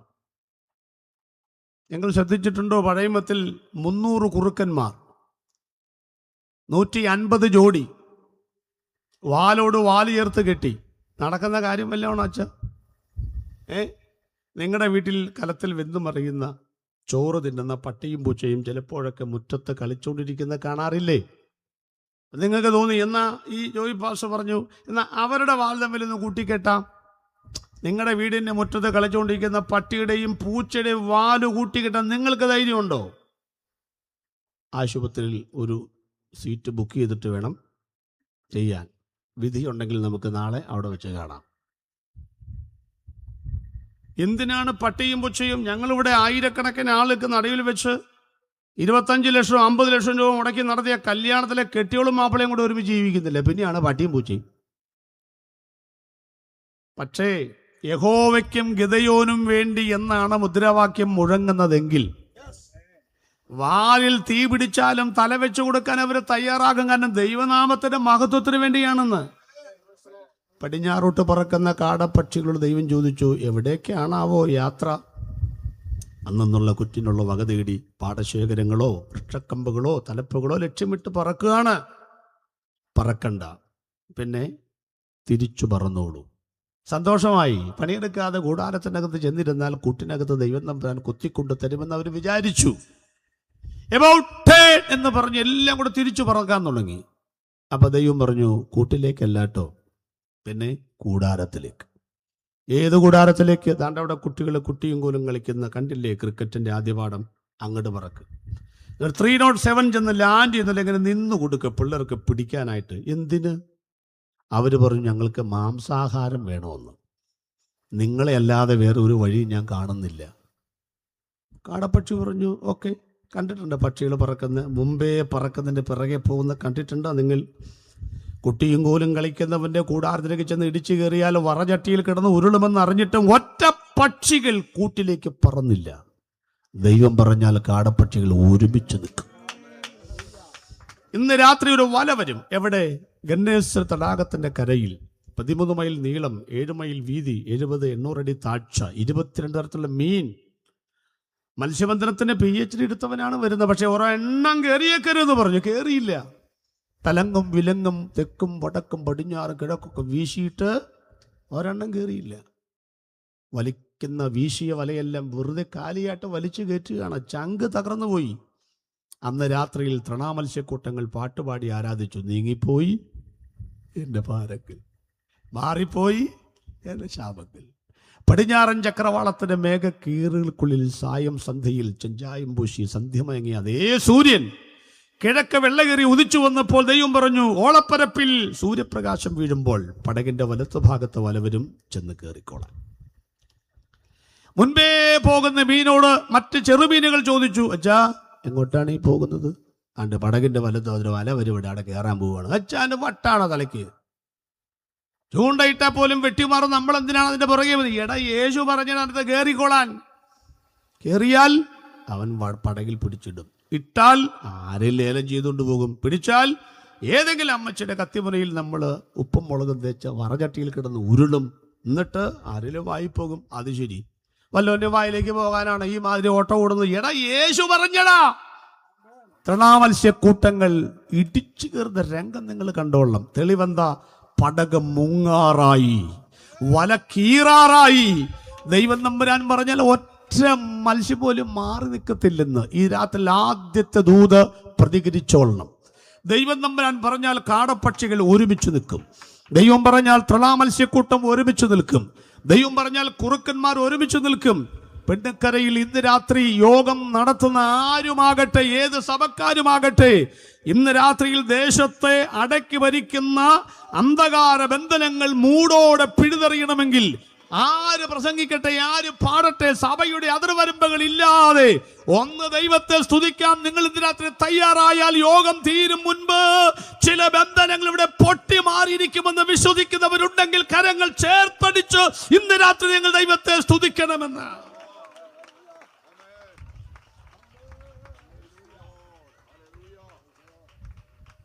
യേശു ഈ മനുഷ്യന്റെ ജീവിതത്തിലേക്ക് വന്നപ്പോൾ സംഭവിച്ച 4 മാറ്റങ്ങളാണ് എൻ്റെ പ്രമേയം. പേരിടാൻ വൈകിപ്പോയി, സാരമില്ല. യേശു ഒരു മനുഷ്യന്റെ ജീവിതത്തിലേക്ക് വരുമ്പോൾ സംഭവിക്കുന്ന 4 മാറ്റങ്ങൾ. 1, യേശു വന്നതുകൊണ്ട് അവന്റെ നിലവിളി മാറി. 2, യേശു വന്നതുകൊണ്ട് അവന്റെ പേര് മാറി. 3, യേശു വന്നതുകൊണ്ട് അവന്റെ നഗ്നത മാറി. 4, യേശു വന്നതുകൊണ്ട് അവൻ്റെ വീട് മാറി. അപ്പം അങ്ങനെ നിലവിളിയും പേരും പിന്നെന്തോ നഗ്നതയും വീടും മാറിയപ്പോൾ പിൻ നമ്പർ മാറി, പോസ്റ്റ് ഓഫീസ് മാറിയെന്ന്. ഇന്ന് രാത്രിയിൽ ഞാൻ പ്രസംഗിക്കുന്ന വിഷയം നിന്റെ മേൽവിലാസം മാറ്റുന്ന ദൈവമാണ് കർത്താവായ യേശു ക്രിസ്തു. ചില ആളുകൾ ഹല്ലേലൂയ പറഞ്ഞു. എന്തുകൊണ്ട്? ആർക്കറിയാം? നമുക്കറിയാം. അവരുടെ മേൽവിലാസം മാറ്റിയവർ യേശുവാണെന്നേ. ഇതുവരെ കൈപൊക്കാത്തോട് പറയുകയാണ്, നിന്റെ മേൽവിലാസവും ഇന്ന് രാത്രി മാറ്റാൻ ദൈവം കഴിവുള്ളവനാണെന്ന്. ഞങ്ങളുടെയൊക്കെ അഡ്രസ് മാറ്റിയ ദൈവമാണ് കർത്താവായ യേശു ക്രിസ്തു. ഇന്ന് രാത്രിയിൽ യോഗം പ്രാർത്ഥിച്ച് അവസാനിപ്പിക്കും മുൻപ് നിന്റെ പഴയ ചരിത്രത്തെ കാറ്റിൽ പറത്തിയിട്ട് നിന്റെ അഡ്രസ്സിനെ മാറ്റാൻ കഴിയുന്ന ദൈവമാണ് ഞങ്ങൾ പ്രസംഗിക്കുന്ന കർത്താവായ യേശു. ഒന്നാമത്തെ ഭാഗത്തേക്ക് വരാം. 1, യേശു വന്നുകൊണ്ട് അവൻ്റെ നിലവിളി മാറി. നിലവിളി മാറി. എന്തുവാ നിലവിളി? യേശു പോകുന്നതിന് മുമ്പ് ഞാൻ അക്കരെ ഇക്കരെ ഒന്ന് പറഞ്ഞോട്ടെ. ഏത് അക്കരെ ഇക്കരെ? ഷാർജയും കേരളമല്ല അക്കരെ ഇക്കരെ എന്ന് പറയുന്നത്, അല്ലേ? പിന്നെ ഏത് അക്കരെ ഇക്കരെ? പുഴയ്ക്കക്കരയും പുഴയ്ക്കിക്കരയും. ശ്രദ്ധിച്ചോളൂ. എന്താ ഇക്കരെയുള്ളത്? 4 ചെറിയ കുറിപ്പുകൾ മനസ്സിൽ കരുതിക്കോളൂ. 4 പോയിന്റുകളിൽ ഒന്നാമത്തെ പോയിന്റാണ് നിലവിളി മാറ്റം ദൈവമാണ് ക്രിസ്തു. അതിലുള്ള ABCD 4 ചെറിയ കുറിപ്പുകൾ. 1, ഇക്കരെയുള്ളത് എന്താണെന്ന് നോക്കാം. തിന്നതിൻ്റെ ശേഷിപ്പ് ഇക്കരെയുണ്ട്. അതായത് വേറെ ഭാഗം വായിച്ചാലറിയാം. അന്നാണ് 5 അപ്പം എടുത്ത് അന്തരീക്ഷത്തിലേക്ക് ഉയർത്തി അനുഗ്രഹിച്ച് ആശീർവദിച്ച് 5000-ങ്ങൾക്ക് നൽകി. ശേഷിച്ചത് ഇവിടെയുണ്ട്, മറക്കണ്ട. ശേഷിച്ചത് ഇവിടെയുണ്ട്. 2, ഈ വേദഭാഗത്താണ് അമ്മയും സഹോദരന്മാരും വന്നിട്ട് യേശുവിനെ കാണണമെന്ന് പറയുന്ന ഭാഗം വേറെ സുവിശേഷത്തിലുണ്ട്. അപ്പോൾ രക്തബന്ധങ്ങൾ ഇക്കരെയുണ്ട്. 3, അവിടെ ചെന്നതിന് ശേഷം യേശു പെട്ടെന്ന് തിരിച്ചു വരുമ്പോൾ ഇവിടെ യേശുവിനെ സ്വീകരിക്കുന്നത് യായിറോസ് ആണ് കേട്ടോ. യായിറോസ്, VIP കൾ, തറവാട്ടുകാർ, കുടുംബക്കാർ, ഉപ്പാപ്പനും കൊച്ചപ്പനും വല്യപ്പനും ഒക്കെ ഇക്കരയുണ്ട്. 4, സന്ധ്യയാകുമ്പോൾ ഒരു ഫെല്ലോഷിപ്പ് ഉണ്ട്. എന്താ ഫെല്ലോഷിപ്പ്? രാത്രിയാകുമ്പോഴാണ് പല കാര്യങ്ങളും സംസാരിക്കുന്നത് കേട്ടോ. അവൻ തനിയേ ഇരിക്കുമ്പോൾ എന്ത് ചെയ്യും? സകലവും വ്യാഖ്യാനിച്ചു കൊടുക്കുന്ന. അപ്പം രാത്രിയാകുമ്പോൾ എന്തുണ്ട്? ഒരു ഫെല്ലോഷിപ്പ് ഉണ്ട്. 4 കുറിപ്പുകൾ ഇല്ലേ? ഫെല്ലോഷിപ്പ് എന്ന് പറഞ്ഞാൽ ഒരു കൂട്ടായ്മ. ഈ പകല് പറഞ്ഞൊന്നും അവർക്ക് മനസ്സിലായില്ലെന്നേ, അതായി കാര്യം. ഇപ്പം യേശു അവരെ കുറ്റം പറഞ്ഞിട്ടേ കാര്യമുണ്ടോ? എനിക്ക് വല്ലതും മനസ്സിലായിട്ടുണ്ട്, നമുക്ക് വല്ലതും മനസ്സിലായിട്ടുണ്ട്. ഇപ്പം ഈ വിത്ത് വിതയ്ക്കുന്ന ഉപമ അവർക്ക് വല്ലതും മനസ്സിലായോ? എവിടെ മനസ്സിലായി? ഒരു മനുഷ്യൻ വിത്ത് വിതയ്ക്കാൻ പുറപ്പെട്ടു. അപ്പോൾ അവർ പറഞ്ഞു, ദൈവത്തിൻ്റെ സ്തോത്രം. ചിലത് വഴിയരികിൽ വീണു, ഗ്ലോറി. ചിലത് മുള്ള് ഉള്ള സ്ഥലത്ത് വീണു, പ്രൈസ് ദി ലോർഡ്. ചിലത് പാറ സ്ഥലത്ത് വീണു, ഗ്ലോറിക്ക് മഹത്വം. ഇങ്ങനെ പറഞ്ഞു പോയതല്ലാതെ ഒന്നും മനസ്സിലായില്ലെന്ന്. നമുക്കൊല്ലം മനസ്സിലായി. എവിടെ മനസ്സിലാവാം? ആ ഉപമ ഞാനിപ്പോൾ ഉപമകളുടെ ക്ലാസ്സൊക്കെ 39 ഉപമകൾ ഒരു പഠനം എടുക്കുന്നുണ്ട്. നമുക്ക് മനസ്സിലായില്ലെന്ന് വേണമെങ്കിൽ തെളിയിക്കാം. ആരും ചെറുതാക്കാനല്ല, ഒരു വിഷയം തെളിയിക്കാനാണ്. ശ്രദ്ധിച്ചോളൂ. ഒരു മനുഷ്യൻ വിത്ത് വിതയ്ക്കാൻ പുറപ്പെട്ടു. ചിലത് എവിടെ വീണു? വഴിയരികിൽ. മറ്റു ചിലത് എവിടെ വീണു? മുള്ളിനിടയിൽ. വേറെ ചിലത് എവിടെ വീണു? പാറസ്ഥലത്ത്. വേറെ ചിലത് എവിടെ വീണു? നല്ലത്. ഇപ്പം എത്ര തരം വിത്തായി? 4 തരം. മാത്തലാസർ പാസ്റ്റർ കേട്ടായിരുന്നല്ലോ, അധ്യക്ഷൻ കേട്ടായിരുന്നല്ലോ. അപ്പോൾ ഈ പറഞ്ഞവർക്കും മനസ്സിലായില്ല, നമുക്കും മനസ്സിലായില്ല. അത്ര തന്നെ കാര്യം. വിത്ത് 4 തരം നിങ്ങളുടെ ആരാ പറഞ്ഞ്? വിത്ത് ഒരു തരം അല്ലേ ഉള്ളൂ. പിന്നെ ഞാനിങ്ങനെ കാണിച്ചാൽ നിങ്ങൾ എൻ്റെ കൈവിരലിലേക്കാണോ നോക്കുന്നത്? ഞാൻ പറയുന്ന വചനമാണോ കേൾക്കുന്നത്? ഒരു ടെസ്റ്റ് നടത്തിയതാ. ആനമുട്ട കേട്ടാ. വിത്ത് എത്ര തരം? ഒരു സ്ഥലം വീണതാണ് മക്കളെ, 4 സ്ഥലത്ത്. ഇപ്പം മനസ്സിലായി. അവർ നമ്മൾ തമ്മിൽ വലിയ വ്യത്യാസമൊന്നും ഇല്ലാത്തത്. അപ്പം അങ്ങനെ എല്ലാം കഴിഞ്ഞ് വൈകുന്നേരം കൂടിയിരിക്കുമ്പോൾ ചോദിച്ചു, കർത്താവേ എന്തോ ആ വിത്തിൻ്റെ ഉപമ ഞങ്ങൾക്കൊന്ന് തെളിയിച്ചു തരണം. അപ്പം നിങ്ങൾ ഹല്ലേലൂയ പറഞ്ഞതോ? അതിപ്പോൾ ഈ ആളുകളൊക്കെ നിൽക്കുമ്പോൾ ഞങ്ങൾ ഹല്ലേലൂയ പറഞ്ഞില്ലെങ്കിൽ ഞങ്ങൾക്ക് ഒന്നും മനസ്സിലാകത്തില്ലെന്ന് ആളുകൾ വിചാരിക്കത്തില്ലയോ? അതൊരു ന്യായമായ കാര്യമാണ്. ഇപ്പോൾ ഒരു കൂട്ടായ്മയുണ്ട്. ഞാൻ യേശുവിനോട് ഈ പ്രസംഗം വർഷങ്ങൾക്ക് മുൻപാണ് കേട്ടോ. ഒരു പ്രസന്റ് ഗോസ്പൽ മിഷൻ്റെ എറണാകുളത്ത് ഗ്രൗണ്ടിൽ ഈ പ്രസംഗം ഞാൻ ഉണ്ടാക്കിയത്. കമന്ന് വീണ് കിടക്കുക എൻ്റെ ചർച്ചിനകത്ത്. ഇങ്ങനെ ഈ വാക്യത്തിൻ്റെ അർത്ഥം ഒന്ന് പറഞ്ഞെന്നും പറഞ്ഞ് കിടക്കുക. അപ്പം ഞാൻ ചോദിച്ചു, കർത്താവേ, ഇക്കരെ തിന്നതിൻ്റെ ശേഷിപ്പുണ്ട്, അക്കരയ്ക്ക് എന്ത് പോണ്ട വല്ല കാര്യമുണ്ടോ? സമ്പത്തും സൗന്ദര്യവും ആരോഗ്യവും പണവും പിന്നെന്താ നമ്മുടെ ഭാഷയിൽ പറഞ്ഞ ഫോർച്യൂണറും എല്ലാം കൂടെ ഉള്ളപ്പോൾ അക്കരയ്ക്ക് പോകാൻ വിളിച്ച് ആരെങ്കിലും വരുമോ? രക്തബന്ധങ്ങൾ വിട്ടു ആരെങ്കിലും വരുമോ?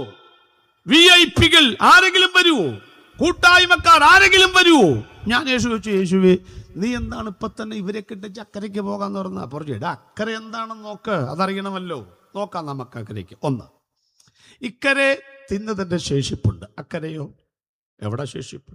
ഒരു നേരത്തെ ഭക്ഷണം കഴിച്ച് വയറൊന്ന് നിറച്ച ഒരു ഏമ്പക്കം വിടാൻ കാണുന്ന കുപ്പത്തൊട്ടി മുഴുവൻ കൈയിട്ട് വാരുന്ന, എന്നിട്ടും ഒരു നേരത്തെ ഭക്ഷണം ആസ്വദിച്ച് ടേസ്റ്റോടെ വയറു നിറച്ച് കഴിക്കാൻ കഴിയാത്ത ഒരു മനുഷ്യനാണ് അക്കരയുള്ളത്. ഇക്കരെ ആരാ? അപ്പനും അമ്മയും സഹോദരന്മാരും ഒക്കെ. അവനോ ഇതൊക്കെ കാണുമെന്നേ. അതുകൊണ്ടല്ലേ അവനോട് വീട്ടിലേക്ക് പോകാൻ പറഞ്ഞത്. നിങ്ങൾ ചെങ്ങന്നൂർ ടൗണിൽ കൂടെ പോരുമ്പോൾ എന്താണ്ട് ചാക്കശീലയും കാലിൽ ചുറ്റി വ്രണങ്ങളൊക്കെ ആയിട്ട് തുപ്പല ഒലിപ്പിച്ച് താടിമേശം പഠിക്കാതെ അപ്പൻ്റെ അനിയൻ വരിക. നിങ്ങളിങ്ങനെ സന്തോഷമായിട്ട് പിള്ളേരുടെ കൂടെ മൊബൈലും ആപ്പിളും ഒക്കെ ഫോണൊക്കെ അതിന് പിടിച്ചുകൊണ്ട് പോകും. അപ്പം നിങ്ങൾ പറയും, ഇതെൻ്റെ അപ്പൻ്റെ അനിയാണ്, ഉപ്പാപ്പ എന്നാ പാപ്പ വിശേഷം? ചുമ്മാ നിങ്ങൾ ചോദിക്കുകയോ? ഇല്ല, നിങ്ങൾ വഴിമാറുമെന്നേ.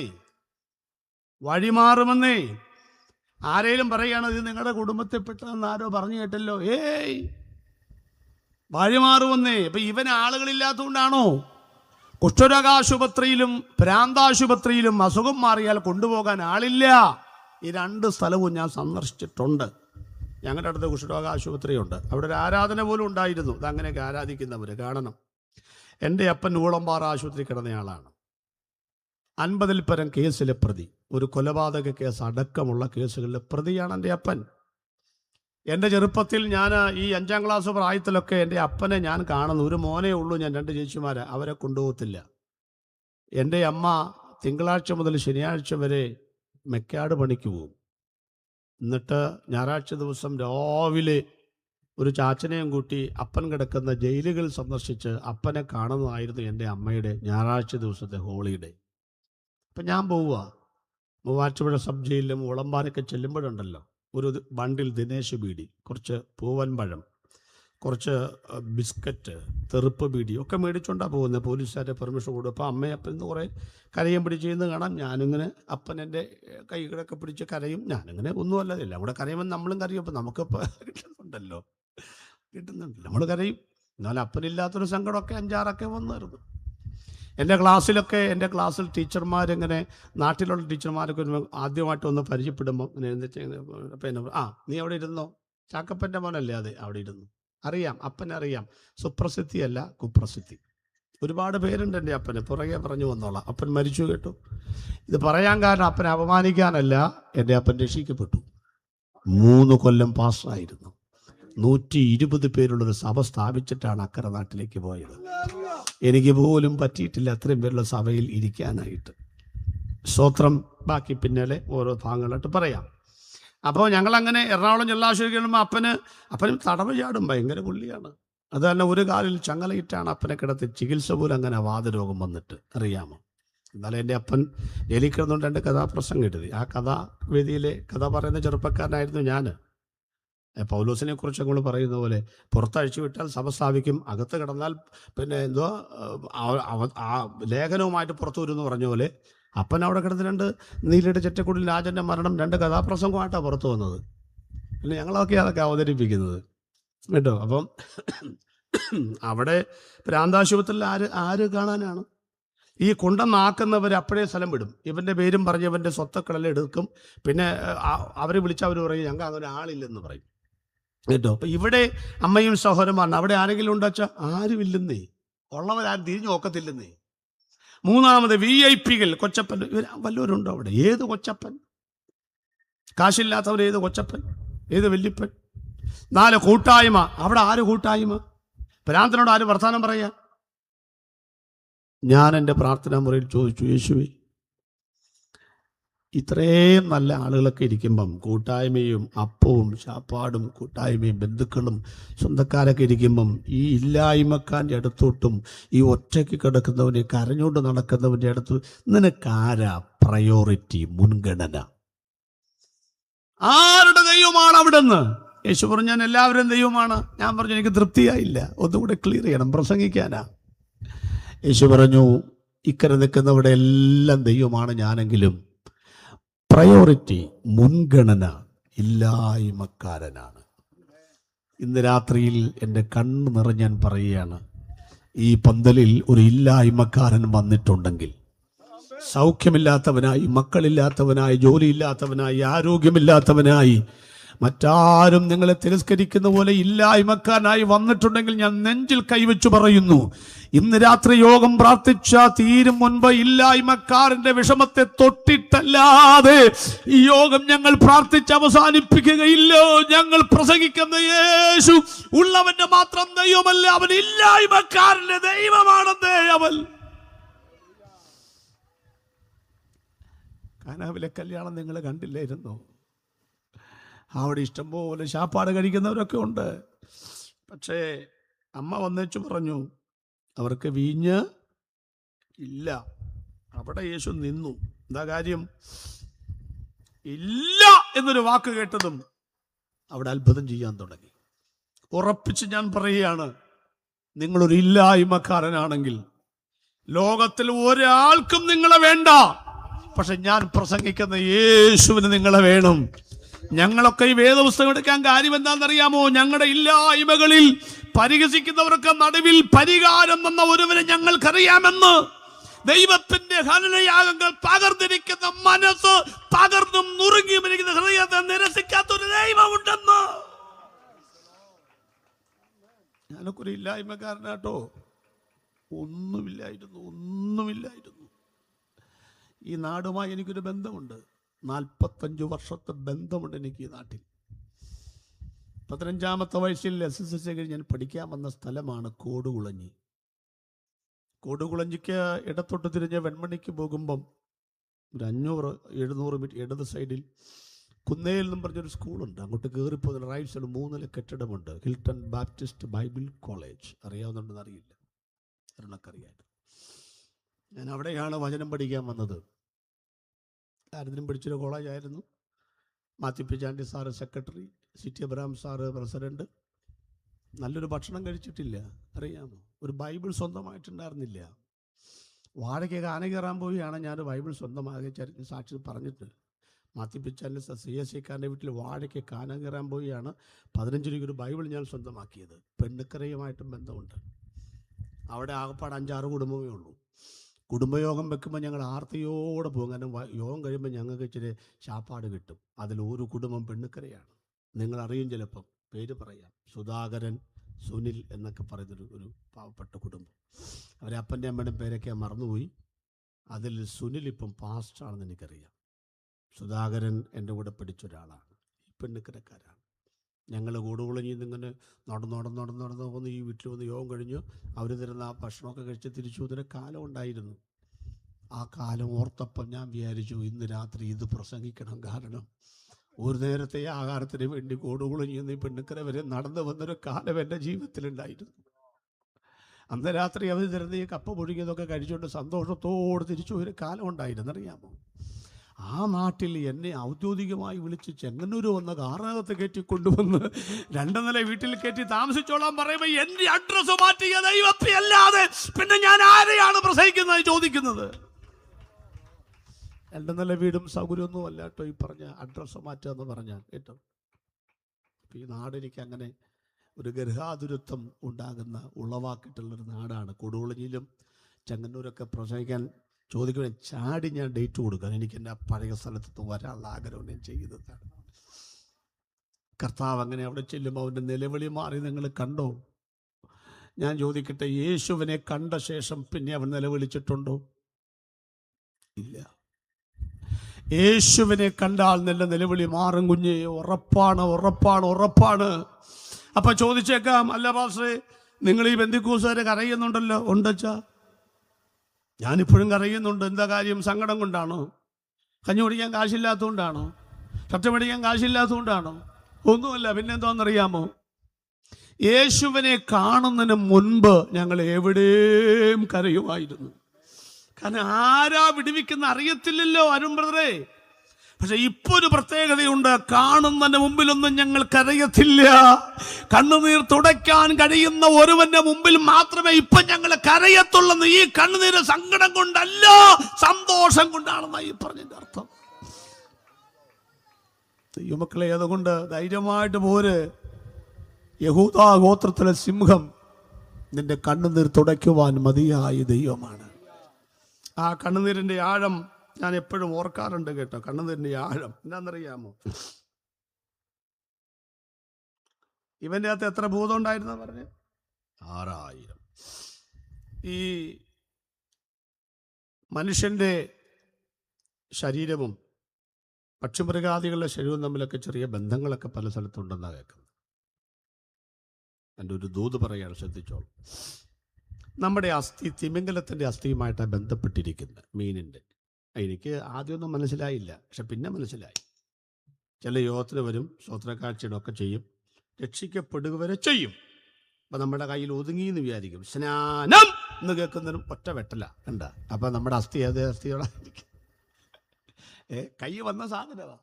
സ്നാനം എന്ന് കേട്ടാൽ മതി, ഒറ്റ വെട്ടല, അതാണ്ട് വെള്ളത്തിൽ പിന്നെ കിട്ടുകയില്ല. അപ്പം തിമിംഗലത്തിൻ്റെ അസ്ഥിയുമായിട്ട് ബന്ധപ്പെട്ടായിരിക്കുന്നത്. നമ്മുടെ പാല് കഴുതയുടെ പാലുമായിട്ട് ബന്ധപ്പെട്ടായിരിക്കുന്ന പറയുന്നത്. നമ്മുടെ ചെങ്ങന്നൂർ കഴുതയുണ്ടോ? ഇല്ല. നമ്മുടെ നാട്ടിൽ അങ്ങനെ കഴുത ഇല്ല, തമിഴ്നാട്ടിലൊക്കെ ഉണ്ട്. എന്നാലും നമ്മൾ ദേഷ്യം വരുമ്പോൾ നമ്മുടെ പിള്ളേരെ വിളിക്കുന്ന പേരെന്തുവാ? എടാ സിംഹമേ എന്നാണോ വിളിക്കുന്നത്? അവൻ സിംഹം തന്നെയാ, പുലിക്കുട്ടിയാ. എന്നാൽ അമ്മ വിളിക്കുന്ന എന്തുവാ? എടാ കഴുതേ, ഒന്നോട് മരക്കഴുത എന്നൊക്കെ വിളിക്കുന്നത്. എന്നാ കാര്യം? ഈ ബന്ധമാണെന്നാ. മനസ്സിലായി? ഈ ബന്ധമാണെന്ന്.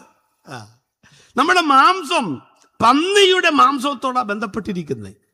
പഴയമത്തിൽ തിന്നരുന്നൊക്കെ ഉണ്ടല്ലേ. പണ്ടൊക്കെ നമ്മുടെ ഹൃദയത്തിന്റെ വാൽവൊക്കെ മാറ്റിവെക്കുന്നത് ഇതാണ്. ഈ പന്നി കരയുന്നത് കേട്ടാൽ നമ്മുടെ പിള്ളേർ കരയുന്നുമില്ല. ഇതിന് 4 കാലും മേലോട്ടാക്കി അന്നേരം ഇത് പുള്ളി കരയുന്നത്. നമ്മളും അങ്ങനെ. നമ്മൾ 4 കാല് മേലോട്ടാകുമ്പോഴാണ് നമ്മളും കരയുള്ളൂ. അല്ലാതെ കാലം കരയുമോ? ഓരോ ഒച്ചയൊക്കെ ഇങ്ങനെ തൂക്കിയിട്ടിട്ട് പോകുമ്പോഴാണ് വാവിട്ട് കരയുന്നത്. നമ്മളും വാവിട്ട് കരയുന്നത് എപ്പോഴാ? മേലോ ഇങ്ങനെ കേൾക്കുമ്പോഴാ. അതല്ലേ വെടികൊണ്ട പന്നിയെപ്പോലെ എന്നൊക്കെ പറയുന്ന പദപ്രയോഗം. അതുകൊണ്ടാ. ചിന്തിച്ചോളേ. അപ്പൊ നമുക്ക് സഹിക്കാൻ കഴിയുന്ന പോലെ സഹിക്കാൻ കഴിയുന്ന ഒരു ജന്തു അതേതാണ്? പന്നിയാണെന്ന് ഇങ്ങനെ പറയപ്പെടുന്നു. അവിടെ ഒരു ചിന്ത ഞാൻ ചിന്തയിടുകയാണ്. അപ്പോൾ ശ്രദ്ധിച്ചോളൂ. ഇവൻ്റെ അകത്ത് 6000 ഭൂതം പന്നിക്കൂട്ടത്തിലേക്ക് പോവുകയാണ്. അപേക്ഷിച്ചു. അയ്യോ, അതൊക്കെ പഠിക്കണം കേട്ടോ. അത് യൂണിറ്റി പറയാൻ മറന്നുപോയി. യേശുവിനെ കണ്ടപ്പം ഈ പുള്ളി പറയുകയാണ്, പ്രാർത്ഥിച്ചു. കണ്ടോ, 3 പ്രാവശ്യം അപേക്ഷിച്ചു എന്ന്. നാട്ടിൽ നിന്ന് അയച്ചു കളയാതിരിപ്പാൻ അപേക്ഷിച്ചു. സമയത്തിന് തെന്നിപ്പിക്കരുതെന്ന് അപേക്ഷിച്ചു. അയക്കുകയാണെങ്കിൽ പന്നിക്കൂട്ടത്തിൽ അയക്കണമെന്ന് അപേക്ഷിച്ചു. എന്ന് പറഞ്ഞതിൻ്റെ അർത്ഥം എന്താ? നമ്മുടെ പ്രാർത്ഥന തടയുന്നവനാണ് പിശാച്. ആ ഭൂതം യേശുവിനെ കണ്ടപ്പം പ്രാർത്ഥിച്ചതിൻ്റെ കാര്യം എന്താ? നാട്ടുകാർക്ക് വല്ലതും മനസ്സിലായോ? കാണുന്ന ഭിത്തിയിലൊക്കെ കാണാം, ഞങ്ങൾക്ക് വേണ്ടി അപേക്ഷിക്കണം, ഞങ്ങൾക്ക് വേണ്ടി ആരെയൊക്കെ. പക്ഷേ ഭൂതത്തിന് യേശുവിനെ കണ്ടപ്പോൾ മനസ്സിലായി, ഈ ഞങ്ങളൊന്നും കേൾക്കുകയില്ല, ഇവൻ ആ പ്രാർത്ഥന കേൾക്കുന്നവൻ. എന്നാൽ അവൻ്റെ പ്രാർത്ഥന കേൾക്കുന്നവനെ കണ്ടപ്പോൾ ഒന്ന് പ്രാർത്ഥിച്ചേക്കാം എന്നൊരു തോന്നലുണ്ടായി. അത്രയേ ഉള്ളൂ. ഈ ബോധം നമുക്കുണ്ടോന്നാ ഞാൻ ചോദിക്കുന്നത്. അത്യുന്നതനായ മഹോൻ ദൈവത്തിന്റെ അഭിസംബോധന കണ്ടോ? അല്ല നാട്ടെ, നിങ്ങൾക്കറിയാമോ ആകാശത്തിന് കീഴിൽ മഹോന്നത ദൈവത്തിന്റെ പുത്രൻ യേശു മാത്രമുള്ള നിങ്ങൾക്കറിയാമോ? ഇവനറിയാമെന്ന്. ആ ദൈവം പറയാണ്, പിന്നെ 6000 ശ്രദ്ധിച്ചു, 2000 പന്നിയിലേക്കാണ് പോയതിട്ട്. അപ്പൊ ഒരു പന്നിയിൽ എത്ര ഭൂതമായി എന്ന് പറ. അതും അറിയത്തില്ലേ? പള്ളിക്കൂടത്ത് വിട്ടപ്പം കശുവാങ്ങ പറിക്കാനും ഒരു പന്നിയിൽ എത്ര ഭൂതമായി? 3. അടുത്ത് ചിന്തിച്ചോ, ഈ 3 ഭൂതം ചെന്ന് കയറി ഉടനെ പന്നി എന്ത് ചെയ്തു? അതിൻ്റെ പിടി വിട്ടു. അത് മൂക്കും കുത്തി സുബോധം നഷ്ടപ്പെട്ടു. അതിന് ഞാൻ കുറ്റം പറയില്ല. കാരണം 3 ഭൂതം ചെന്ന് കയറിയപ്പോൾ സുബോധം പോകും. ഇവിടെ ഒരു ഭൂതവും ഇല്ലാത്ത ഒരു പന്നിക്കും ഒരു നേരത്തും ഒരു സുബോധവും ഇല്ല. അപ്പൊ പിന്നെ 3 ഭൂതം കയറിയാ പിന്നെ പറയണോ? അത് എന്ന് കടുന്നൂക്കത്തോടെ ചത്തു, ആത്മഹത്യ ചെയ്തു. ഇവിടെയാണ് എൻ്റെ ചിന്ത വരുന്നത്. 3 ഭൂതം ചെന്ന് കയറിയപ്പം 1 മിനിറ്റ് പിടിച്ചു നിൽക്കാൻ പറ്റിയില്ല ഒരു പന്നിക്ക്, ചത്തു കളഞ്ഞു. അങ്ങനെയാണെങ്കിൽ ഏകദേശം 12 കൊല്ലമായി ഇവൻ്റെ അകത്ത് 6000 ഭൂതം കയറിയപ്പം ഇവൻ എന്തുകൊണ്ട് ചത്തില്ല? ഇവൻ പണ്ടേ ആത്മഹത്യ ചെയ്യേണ്ടതല്ലേ? ഇവൻ പണ്ടേ വെള്ളത്തിൽ ചാടി ചാകേണ്ടതല്ലേ? ഞാൻ ഒരിക്കൽ കൂടെ നെഞ്ചിൽ കൈവച്ചു പറയുന്നു, നിന്നെ വിടത്തില്ല ദൈവം. നീ രക്ഷിക്കപ്പെടാതിരുന്ന കാലഘട്ടത്തിൽ പോലും നിങ്ങളൊക്കെ അനുഭവിച്ച കഷ്ടപ്പാടുകളും ദുരിതങ്ങളും ഓർത്താൽ എൻ്റെ അമ്മ പറയും, നിങ്ങളുടെ കൂടെ ജീവിക്കാനുള്ള ഇഷ്ടം കൊണ്ടൊന്നുമല്ല മനുഷ്യ, ഈ പിള്ളേരുടെ മുഖം കാണുമ്പോൾ ചാകാനും തോന്നണില്ല. ശരിയാണ്, അപ്പൻ ഇട്ടേച്ചു പോയാലും അമ്മയുണ്ടെങ്കിൽ പിള്ളേർ വളരും. പക്ഷെ അമ്മ ഇട്ടേച്ചു പോയാൽ അപ്പനെ കൊണ്ട് വളർത്താൻ ബുദ്ധിമുട്ടാ. എൻ്റെ അപ്പൻ 13 പ്രാവശ്യം നാട് വിട്ടുപോയിട്ടുണ്ട്. 13 പ്രാവശ്യം എൻ്റെ അപ്പൻ നാട് വിട്ടു പോകുന്നതും പൂച്ചയെ പുഴയിലെറിയുന്നതും രണ്ടും ഒരുപോലെ. കയറി വരും. എൻ്റെ ഒരു പുള്ളി പൂച്ചയെ എറിയുക, മഴവെള്ളം വന്നെന്ന ഇത് കയറി വരാതിരിക്കട്ടെന്നും പറഞ്ഞ് നടുക്കോട്ട് വലിച്ചെറിഞ്ഞു. ഇനി ചൂട്ടു വേണ്ടല്ലോ എന്നും പറഞ്ഞ് അതും കൂടെ എറിഞ്ഞു കളഞ്ഞു. കൂരിരുട്ട്, ഭയങ്കര മഴ. തിരിച്ചു വരുമ്പോൾ ഒരു 4 കവലിലെത്തി. വനമേഖലയായതുകൊണ്ട് സ്വന്തം വീട്ടിലേക്കുള്ള വഴി അറിയണ്ടേ? കൂരിരുട്ടല്ലേ, ചൂട്ടും കത്തി എറിഞ്ഞു കളഞ്ഞു. അന്നൊരു ഇടിമിന്നുന്ന സമയത്ത് വഴി മനസ്സിലാക്കി പോകാമെന്ന് കരുതി നിന്നപ്പോൾ ഒരൊറ്റ ഇടി മിന്നിയപ്പം പുള്ളിയുടെ വീട്ടിലേക്കുള്ള വഴിയിൽ പൂച്ച നിൽക്കുന്നു. പൂച്ച മ്യാവു മ്യാവു എന്ന് പറഞ്ഞു. അതിൻ്റെ പുറകെ പുള്ളി വീട്ടിലെത്തി. കണ്ടോ? ഇത്രയുള്ള കാര്യം. അപ്പൊ അപ്പൻ നാട് വിട്ടു പോകുന്നതും പൂച്ചയെ പുഴയിലിരുന്ന് ഒരുപോലെ. അപ്പൊ ഞാൻ വിചാരിച്ചു ആ സ്വഭാവം ഞാൻ ഒറ്റ പ്രാവശ്യമായി വീട് വിട്ടു. 45 വർഷമായി അവിടെ ഇട്ട് കയറിയിട്ടില്ല. അപ്പൻ ചോദിച്ചു, ഞാൻ ഇറങ്ങുമോ നീ ഇറങ്ങുമോ? ഞാൻ പറഞ്ഞു, അങ്ങനെ ഇറങ്ങിയാലും പിന്നെ ഞാൻ വരുമല്ലോ, അവിടെ ഇരുന്നോളാൻ പറഞ്ഞു. ഞാൻ ഇറങ്ങി. ഒരു മോനല്ലേ ഉള്ളൂ. ഞാൻ ഇറങ്ങി. എൻ്റെ സഹോദരിമാരെയും അമ്മയുടെ അമ്മയൊക്കെ ഇട്ടിച്ച് ഞാനും കൊണ്ട് ഇറങ്ങി. 45 വർഷമായി കയറിയിട്ടില്ല മക്കളെ ആ വീട്ടിൽ. എന്നാലും ഒരു ദോഷവും വരുത്താ ദൈവം നടത്തിക്കൊണ്ടിരിക്കുകയാണ്. എൻ്റെ ചോദ്യം, അമ്മ രക്ഷിക്കപ്പെട്ടു കേട്ടോ. എൻ്റെ അമ്മ ശോശാമ്മ രക്ഷിക്കപ്പെട്ട് വീട്ടിലുണ്ട്. സ്ട്രോക്കൊക്കെ വന്ന് കിടക്കുകയാണ്. അപ്പൻ മരിച്ചു. അമ്മ പറഞ്ഞു, നിങ്ങളെ ഞാൻ പണ്ടേ തൂങ്ങിച്ചത്തേനെ. പിള്ളേരെ ഓർത്തിട്ടൊന്നുമല്ല ശോശാമ്മേ ചാകാതിരുന്നത്. നിങ്ങളൊക്കെ അനുഭവിച്ച കഷ്ടപ്പാടോർത്താൽ 10 പ്രാവശ്യം കൈലിയിൽ ഒരു ഫ്യൂററാളിൽ നീ പണ്ടേ ജീവിതം തീരേണ്ടതാ. ചെങ്ങന്നൂർ റെയിൽവേ സ്റ്റേഷനിൽ തീരേണ്ടതാ. പിന്നെ എന്താ തീരാത്തെന്നറിയാമോ? അറിയാമോ? ഉത്തരം പറയാം. നീയൊക്കെ രക്ഷിക്കപ്പെടുമെന്ന് കണ്ട ദൈവം, സനാതനായ ദൈവത്തിന്റെ തിരുഹൃദയത്തിൽ നിന്റെ പേര് കണ്ട ദൈവം. യേശു പറഞ്ഞു, ഞാൻ ഗദരദേശത്തേക്ക് അവരുടെ ഡേറ്റ് കുറിച്ച് വെച്ചിട്ടുണ്ട്. ഞാൻ അവിടെ വരുമ്പം നിന്റെ വിടുതലിന്റെ ദിവസമായിരിക്കുമെന്ന്. കഴിഞ്ഞ കാലഘട്ടങ്ങളിൽ ഓടിച്ച വണ്ടിയുടെ ദൂരമോർത്താൽ 10 പ്രാവശ്യം പാണ്ടി ലോറിക്കടിയിലൊക്കെ പടക്കം പൊട്ടേണ്ടതുപോലെ പൊട്ടേണ്ടതായിരുന്നു. 1000 പ്രാവശ്യം ആത്മഹത്യ ചെയ്യേണ്ടതായിരുന്നു. നിന്നെ ഒരു മരണത്തിനും വിട്ടുകൊടുക്കാതെ, ഒരു പാണ്ടി ലോറിക്കും നിന്നെ പടക്കം പൊട്ടാൻ വിട്ടുകൊടുക്കാതെ തടഞ്ഞു മാറ്റി, വകഞ്ഞു മാറ്റി, പിടിച്ചു മാറ്റി 2026 ഈ മാസം വരെ നിന്നെ കൊണ്ടുവന്നതിന്റെ ഉദ്ദേശം എന്നാണെന്നറിയാമോ? ഈ യോഗത്തിന് നീ വരുമെന്നും യേശു വരുമെന്നും നിന്റെ പ്രശ്നങ്ങൾക്ക് പരിഹാരം ഇന്ന് രാത്രി യേശു തരുമെന്നും അവൻ തീരുമാനിച്ചിട്ടുണ്ടായിരുന്നു. സുഹൃത്തേ, ഈ യോഗം അരുൺകുമാർ ചുമ്മാ വെച്ചതല്ലെന്ന്, നിനക്ക് വേണ്ടി സംഘടിപ്പിച്ച യോഗമാണിത്. വിശ്വസിക്കുന്നവർ കരങ്ങൾ ചേർത്തടിച്ചു ഇന്ന് രാത്രി പറയണം, യേശു വന്നാൽ നിലവിളി മാറിപ്പോകും.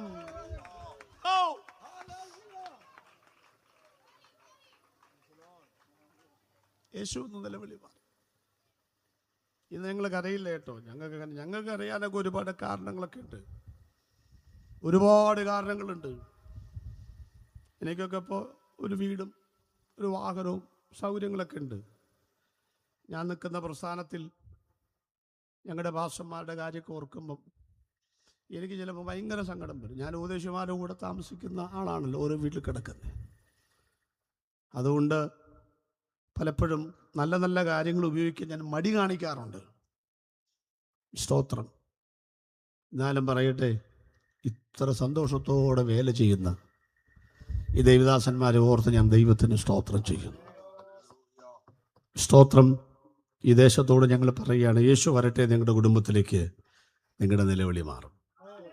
യേശു വന്നതുകൊണ്ട് നിലവിളി മാറിയവരുണ്ടെങ്കിൽ കരമൊന്ന് ഉയർത്തിക്കൊണ്ട് കർത്താവിന് സ്തോത്രം ചെയ്തേ. ഹല്ലേലൂയ. രണ്ടാമത്തെ കാര്യത്തിലേക്ക് വരാം. യേശു വന്നതുകൊണ്ട് പേര് മാറി. എന്താ പേര് മാറിയത്? പേര് മാറി എന്ന് പറഞ്ഞാൽ ഞങ്ങളിങ്ങനെ മതപരമായിട്ട് പേര് മാറ്റിയ കാര്യമൊന്നല്ല കേട്ടോ പറയുന്നത്. നിന്റെ പേരെന്താ? ഒരു ചോദ്യം. അവൻ്റെ പേര് യേശുവിന് അറിയാമേലേ? അറിയാം. ഒരാളുടെ പേര് ചോദിച്ചിട്ട് വേണം അറിയാനായിട്ട്. ഒരുത്തൻ മരത്തെ കയറിയിരിക്കുന്നു. താഴെ വന്നപ്പോൾ യേശു എന്തോ വിളിച്ചു അവനെ. മരത്തിൻ്റെ താഴെ എഴുതി വെച്ചിട്ടുണ്ടായിരുന്നു, സക്കായി കയറിയ മരം, അങ്ങനെ എഴുതി വെച്ചിട്ടുണ്ടായിരുന്നു. അവിടെ വന്നപ്പോൾ അറിയാമെന്ന്. അപ്പം ഇനി മരത്തെ കയറണോ യേശുവിൻ്റെ പേരറിയാൻ? വേണ്ട, താഴെ ഇരുന്നാലും അറിയും. നഥനയേലേ, നീ അത്തിയുടെ കീഴിൽ ഇരിക്കുന്നതിന് മുമ്പ് ഞാൻ നിന്നെ കണ്ടു. എന്താ? മേലിരിക്കുന്നതിൻ്റെ പേരും അറിയാം, താഴെ ഇരിക്കുന്നതിൻ്റെ പേരും അറിയാം. ഈ യോഗത്തിൽ വന്നവൻ്റെ പേര് യേശുവിനറിയാം. വന്നില്ലേലും നിങ്ങളൊക്കെ കുറ്റം പറയുന്നുണ്ടെന്നിങ്ങനെ ശ്രദ്ധിച്ചിരിക്കുന്ന നിങ്ങളുടെ വീട്ടിൻ്റെ പിന്നെ കോലായിരിക്കുന്ന നിങ്ങളുടെ പേരും യേശുവിന് അറിയാമോ? എല്ലാവരുടെ പേരും യേശുവിന് അറിയാമെന്ന്. പിന്നെന്താ പേര് ചോദിച്ചത്? ഇവൻ നേരെ വല്ലതും പറയോ? 3 തരത്തിലാണ് ആളുകൾക്ക് പേരിടുന്നത്. ഒന്ന്, അപ്പനും അമ്മയും ഇട്ട പേര്. അതാണ് ഞങ്ങൾക്കൊക്കെ ഇട്ടത്. പണ്ടൊക്കെ നീളമുള്ള പേരാണ്. അങ്ങനെ ഈ ശ്രീ പത്മനാഭസ്വാമി അങ്ങനെ നീളമുള്ള പേരാണ്. ചിത്തിര തിരുനാൾ മഹാരാജ് നീളമുള്ള പേരാണ്. പിന്നെ അത് കഴിഞ്ഞാൽ കുറച്ച് പേരായി. 4 അക്ഷരം എലിയാമ്മ, മറിയാമ്മ, അങ്ങനെ 3 അക്ഷരം അന്നമ്മ, ചിന്നമ്മ, പൊന്നമ്മ. 2 അക്ഷരം ജോയി, ലില്ലി, ബീന, എൻ്റെ വീട്ടിലെ പിള്ളേരാ. പിന്നെ 1 അക്ഷരം ജാം, ഷ്യാം. ഇങ്ങനെ ഇപ്പം വീണ്ടും പഴയ സിസ്റ്റത്തിലേക്ക് വന്നു. ഒരുപാട് പേരായി ഇപ്പം ചോദിക്കുമ്പോൾ. ഞങ്ങൾക്ക് തന്നെ ഒരു പാസ്റ്റർ ചോദിച്ചു, എൻ്റെ പേരെന്ത് പാടി?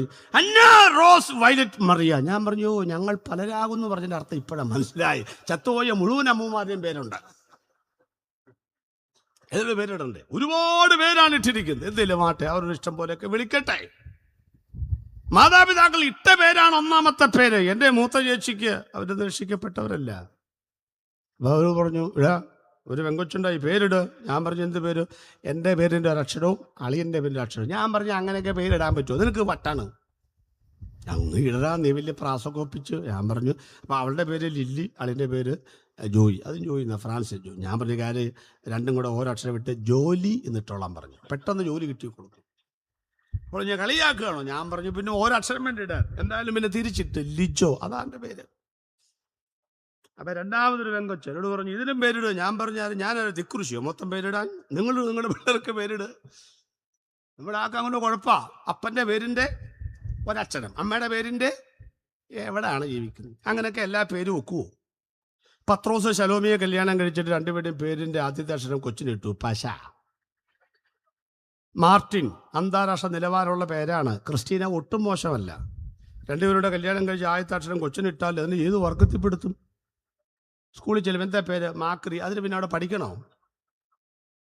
ഈ കോപ്രായങ്ങളെ കാണിക്കാൻ നടക്കാതെ. ഒരാൾ എന്നോട് പറഞ്ഞു നിമി, സിമി, ജിമി. അപ്പം നാലാമതൊരു പെങ്കൊച്ചുണ്ടാകുകയാണെങ്കിലോ? ഞാൻ പറഞ്ഞു പേരിട്. പെങ്കൊച്ചാണെങ്കിൽ എൻ്റെ കണ്ടു മുമ്പേ പേരിട്. അല്ല മീ വരണം. ഞാൻ പറഞ്ഞു കൃമി നിട്ടോളാൻ പറഞ്ഞു. നമ്മൾ ഈ ലോകക്കാർ കാണിക്കുന്ന എല്ലാത്തിൻ്റെയും പിറകെ പോകാതെ വേദവസരം ഇഷ്ടം പോലെ പേരുണ്ടല്ലോ, അങ്ങ് ഇടാ.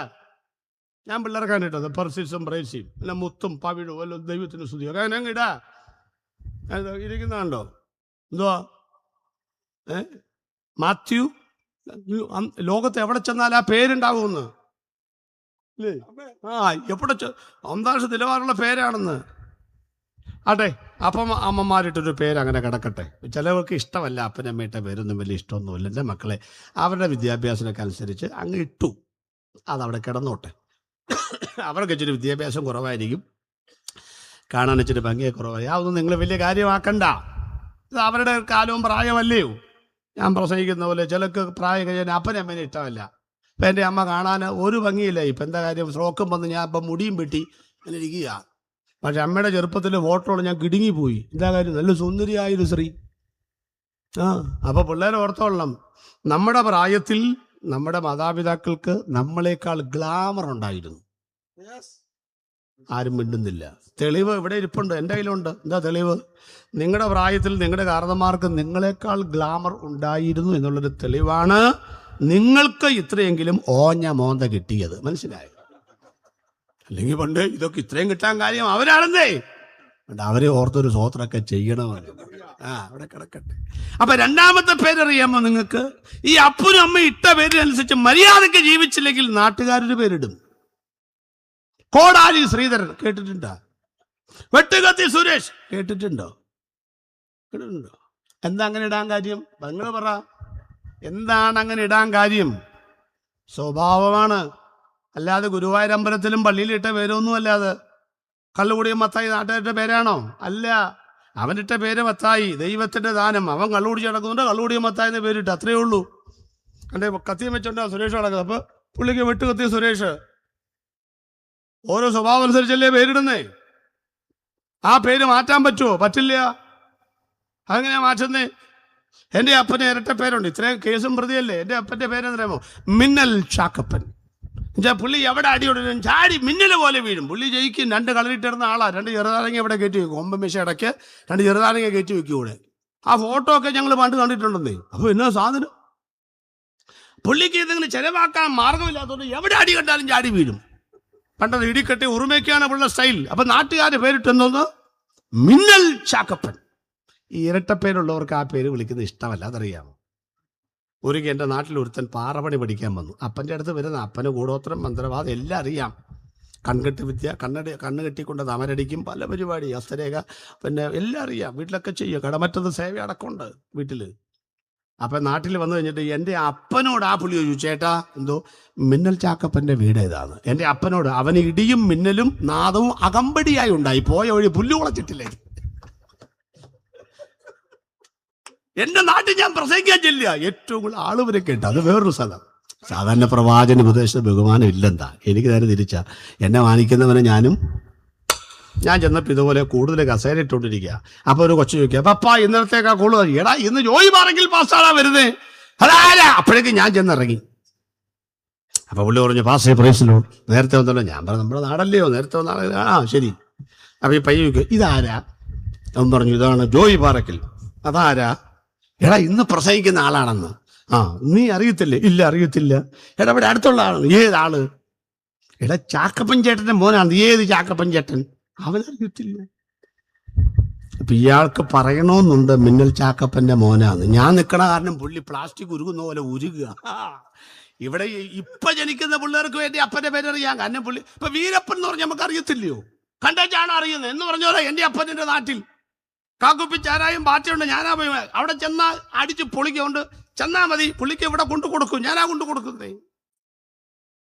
അപ്പൊ ഈ പുള്ളി പരിങ്ങിയപ്പോ ഞാൻ പറഞ്ഞു, എടാ മോനെ മിടുക്കനാണല്ലോ, നീ മിന്നൽ ചാക്കപ്പൻ കേട്ടിട്ടുണ്ടോ? പിന്നെ ആ ഹാസോട് തൊട്ടപ്പുറത്തുണ്ടായിരുന്ന ഒരു വലിയ അറിയപ്പെടുന്ന ഒരു ഭയങ്കര തമ്പിത്തല്, കേട്ടിട്ടുണ്ടോ? നീ കേട്ടിട്ടുണ്ടോ?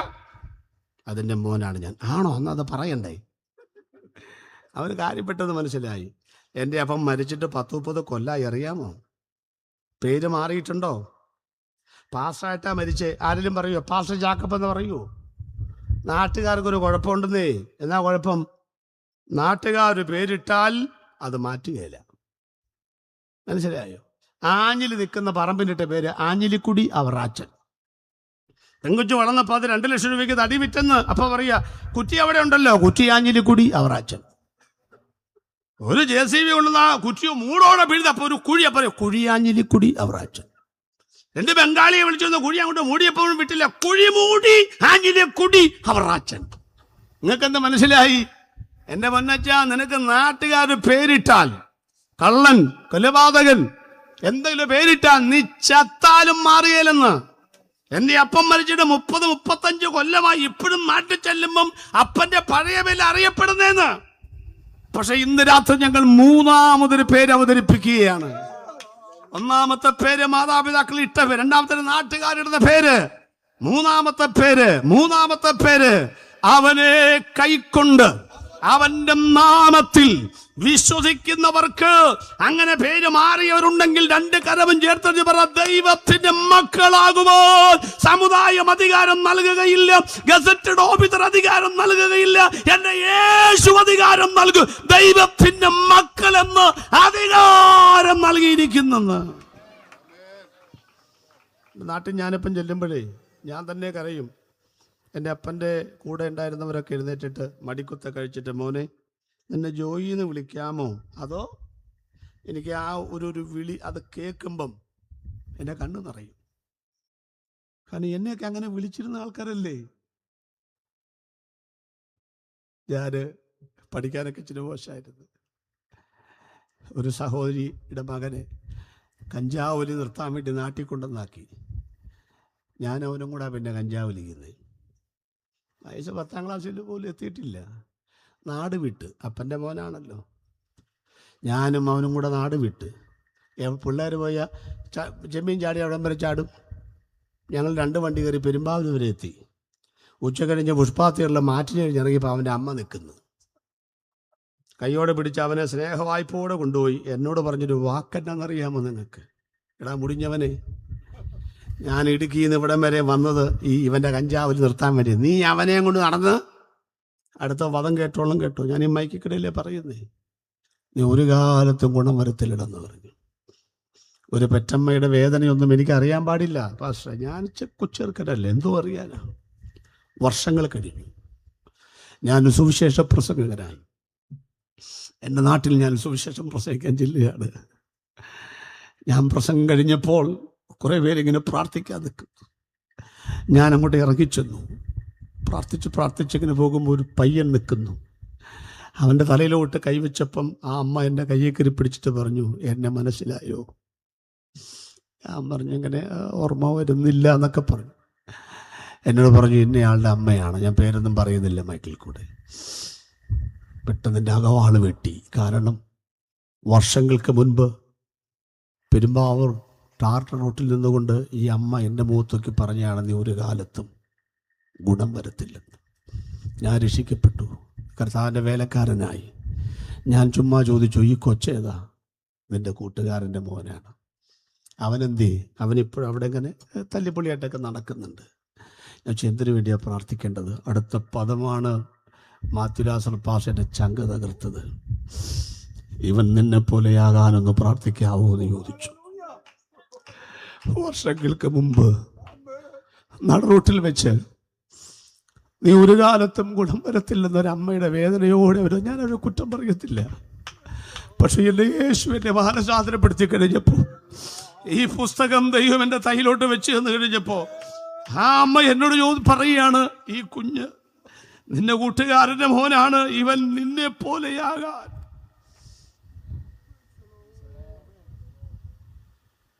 യേശു ഡ്രസ് മാറ്റ ദൈവമാണ് കേട്ടോ.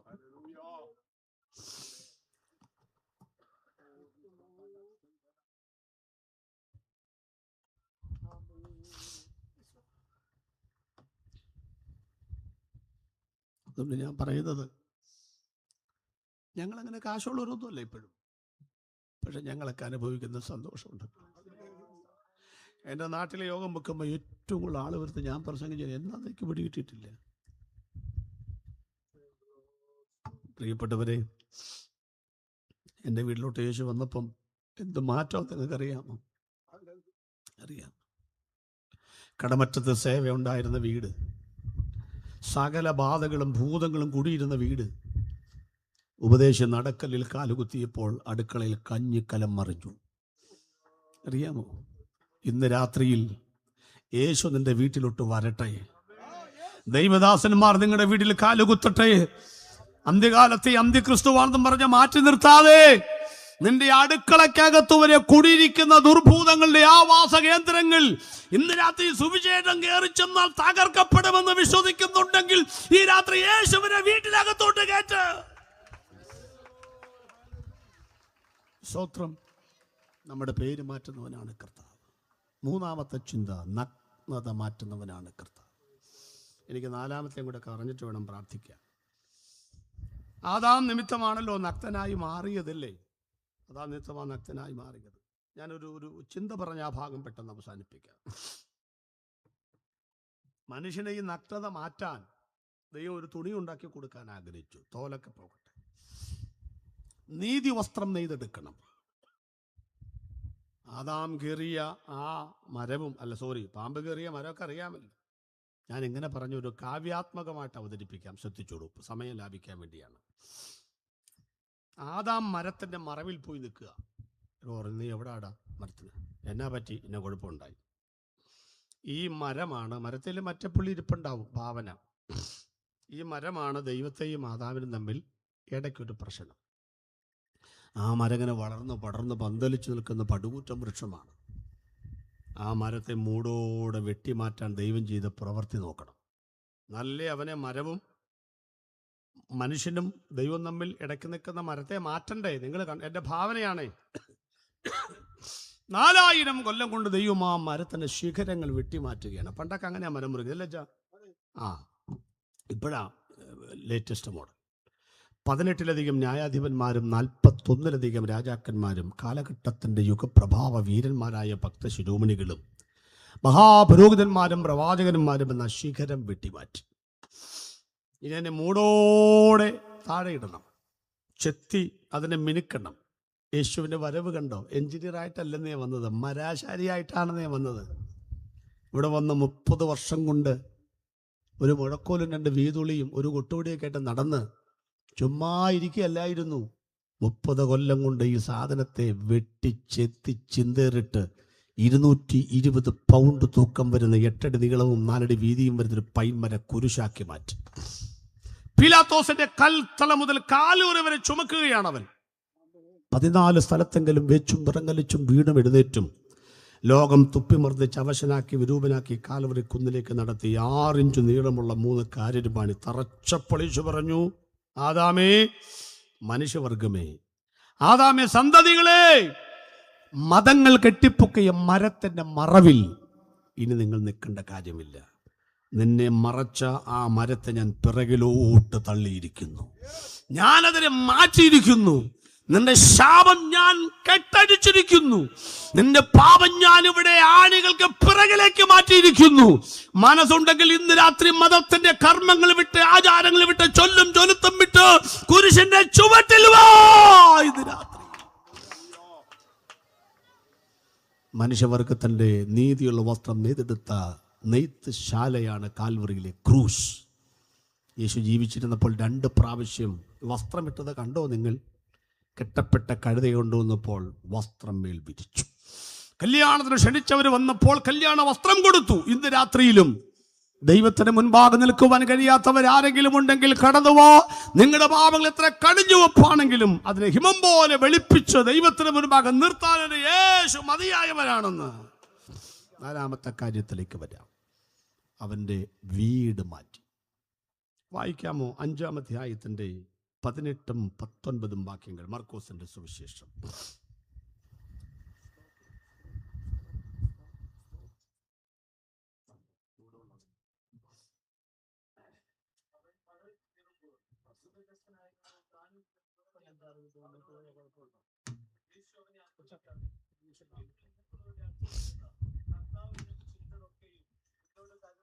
ഈ ഭാഗം കൂടെ പറഞ്ഞ് ഞാൻ അവസാനിപ്പിക്കുക കേട്ടോ. ഞാൻ പറഞ്ഞു 5-6-7 മിനിറ്റും കൂടെ ഉണ്ട്. എന്തെങ്കിലും ഞാൻ അങ്ങനെയൊന്നും മുന്നോട്ട് നീട്ടി ചോദിക്കുന്ന ആളല്ല. സമയം ഒരു മുമ്പേ നിർത്തും. പറഞ്ഞു വരുമ്പം 1-2 മിനിറ്റ് പോവുകയാണെങ്കിൽ നിങ്ങളങ്ങ് ക്ഷമിച്ചേക്ക്. ഒരു 5 മിനിറ്റും കൊണ്ട് നമുക്ക് 9:20 അങ്ങ് നിർത്തും കേട്ടോ. നോക്കാം. അപ്പോൾ സൗഖ്യമായി യേശു ബാന്ധവം വന്നിച്ച് പറഞ്ഞു, യേശുവേ എന്തോ ഞാനും കൂടെ നിൻ്റെ കൂടെ പോരട്ടെ. യേശു പറയാം എന്നോട് വരണ്ട. എനിക്ക് ഈ യേശുവിൻ്റെ ചെറുനേരത്തെ സ്വഭാവം കാണുമ്പോൾ ഭയങ്കര ദേഷ്യമൊക്കെ തോന്നും. പിന്നെ കുറച്ചു നേരം ധ്യാനം ചെയ്യുമ്പോൾ മനസ്സിലാകും യേശുവാണ് കറക്റ്റ്, എൻ്റെ കൂലിക്കാ തലയ്ക്ക് പിടികിട്ടാത്തതുകൊണ്ടാണെന്ന്. അല്ല, മനുഷ്യനെ ഒന്നും മനസ്സിലാക്കണ ഒരു രീതി വേണ്ടേ? ഞാൻ നിൻ്റെ കൂടെ പോരട്ടെ. എന്നോട് മിറ്റിയ ഒരാൾ ഞാൻ പാസ്റ്ററിൻ്റെ സഭയിൽ പോട്ടെ എന്ന് വെച്ചാൽ ഞാൻ അവനെ ഫോർച്യൂണർ വാടകയ്ക്ക് വിളിച്ച് ചാക്കിനകത്തിട്ട് കൊണ്ടുപോകും. യേശു പറയുകയാണ് എൻ്റെ കൂടെ വരണ്ട. പിന്നെ എങ്ങോട്ട് പോകണം? പല കാരണങ്ങളുണ്ട്. കാരണം നീ നല്ലൊരു മനുഷ്യനാണ്, കൂടെ ഉള്ളതെല്ലാം ഓരോരോ വകുപ്പുകളാണ്. നീ ആയിട്ട് കേടാവണ്ടെന്നായിരിക്കും ചില ഒരു ഭാഗം. അതൊന്നും അല്ല കാര്യം. നീ എങ്ങോട്ട് പോവും? വീട്ടിലോട്ട് പോവും. എന്നാ അങ്ങനെ പറയാൻ കാര്യം, മനുഷ്യനെതിരെ ചെയ്യുള്ളൂ. വീട്ടിൽ പോകാൻ പറഞ്ഞു, വീട്ടിൽ പോയില്ല, തെക്കപ്പോലിലോട്ട് പോയി. അങ്ങനല്ലേ? തിന്നരുന്ന് പറഞ്ഞാൽ അപ്പം തിന്നു. ദൈവത്തിന് യേശുവിൻ്റെ മനഃശാസ്ത്രക്കറിയാമല്ലോ. അല്ല, ഒരുത്തം വന്നിച്ച് പറഞ്ഞു, നീ നല്ല ഗുരുവാണ്, ആയിക്കോട്ടെ, എനിക്ക് നിൻ്റെ പുറകെ പോരണം, ആയിക്കോട്ടെ, ഞാൻ ഇപ്പം വരാം. വീട്ടിൽ ചെന്ന് അപ്പനോടും അമ്മ ഇപ്പം വരാം. നിങ്ങൾ രണ്ടും കൂടെ പഠിച്ചു നോക്കിക്കോ. വീട്ടിൽ പോയിച്ച് ഇപ്പം വരാമെന്ന് പറഞ്ഞവനോട് യേശു പറഞ്ഞു, വീട്ടിൽ പോകാനൊക്കില്ല, എൻ്റെ പുറകെ വാ. ഞാൻ വീട്ടിൽ പോണില്ല, നിൻ്റെ കൂടെ വരിക എന്ന് പറഞ്ഞ ഭൂതകൃഷ്ണനോട് പറഞ്ഞു, എൻ്റെ കൂടെ വരാനൊക്കില്ല, മര്യാദയ്ക്ക് വീട്ടിൽ പോകും. അതാ ഞാൻ പറഞ്ഞു, ചില നേരത്ത് മുട്ടും മനസ്സിലാകില്ലല്ലോ. അതെന്നെ അങ്ങനെ പറയാൻ കാര്യം അറിയാമോ? നമ്മൾ ഈ വായു കൊണ്ട് പറയുന്നതല്ല യേശു നോക്കുന്നത്, ഹൃദയത്തിനകത്ത് ഇരിക്കുന്നതാണ് നോക്കുന്നത്. അവൻ വീട്ടിൽ പോയി ചെക്ക വരാന്ന് പറഞ്ഞാണ്ടല്ല, പോയ വഴി പുല്ല് മുളക്കുകയില്ല. നമ്മൾ ഡിസംബർ 31 മാനസാന്തരപ്പെടുന്ന പോലെ കണ്ടിട്ടില്ലേ? അയ്യോ, ഒരു കാല് ഇല്ലല്ലേ ചില സ്ഥലത്തൊക്കെ ഒരു കാല് എടുത്ത് വെച്ച് കുഴപ്പമില്ല. പക്ഷെ എൻ്റെ ചോദ്യം, മറ്റേ കാലം എവിടാന്നാ? അതിപ്പോഴും അവിടെ തന്നെ. അതാ ഗുണം വരാത്തത്. അതുകൊണ്ട് ഇനി മേലെ എടുത്തു വെക്കുകയാണെങ്കിൽ 2 കാലം കൂടി ഒരുമിച്ച് ചാടി അങ്ങോട്ടിരുന്ന് വെക്കണം, ഒരു കാല് മാത്രമായിട്ട് വെക്കരുത്. ഇവനോട് പറഞ്ഞ അതാണ്. ഇനി എന്തോ വീട്ടിലേക്ക് പോകുമ്പോൾ പറഞ്ഞായിരുന്നല്ലോ, അതൊരു മർമ്മമാ, പൊട്ടിച്ചിട്ട് വേണം നിർത്താൻ. യെശയ്യാ പ്രവചനം 14, 17, 18 വായിച്ച്. യെശയ്യാ പ്രവചനം 14-ാം അധ്യായത്തിൽ ലൂസിഫർ പറയുന്ന കാര്യമാണ് കേട്ടോ. അതിൻ്റെ 16, 17, 18 വായിച്ച്. നിന്നെ കാണുന്നവർ അവിടെ മുതൽ മതി.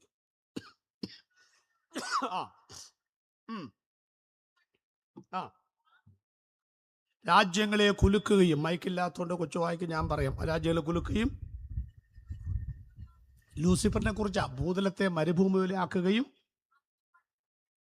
പട്ടണങ്ങളെ ഇടിച്ചു കളയുന്നു. അത് നോക്കിക്കൊള്ളാം. തൻ്റെ ബദ്ധന്മാരെ വീട്ടിലേക്ക് അഴിച്ചു വിടാതിരിക്കും ചെയ്തവൻ ഇവനല്ലയോ? ശ്രദ്ധിച്ചോളൂ.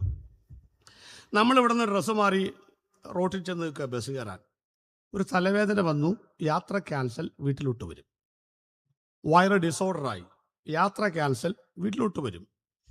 ഏത് രോഗം വഴി വെച്ച് വന്നാലും യാത്ര ക്യാൻസൽ, വീട്ടിലോട്ടാ വരുന്നേ. മാനസിക രോഗി അങ്ങനല്ല.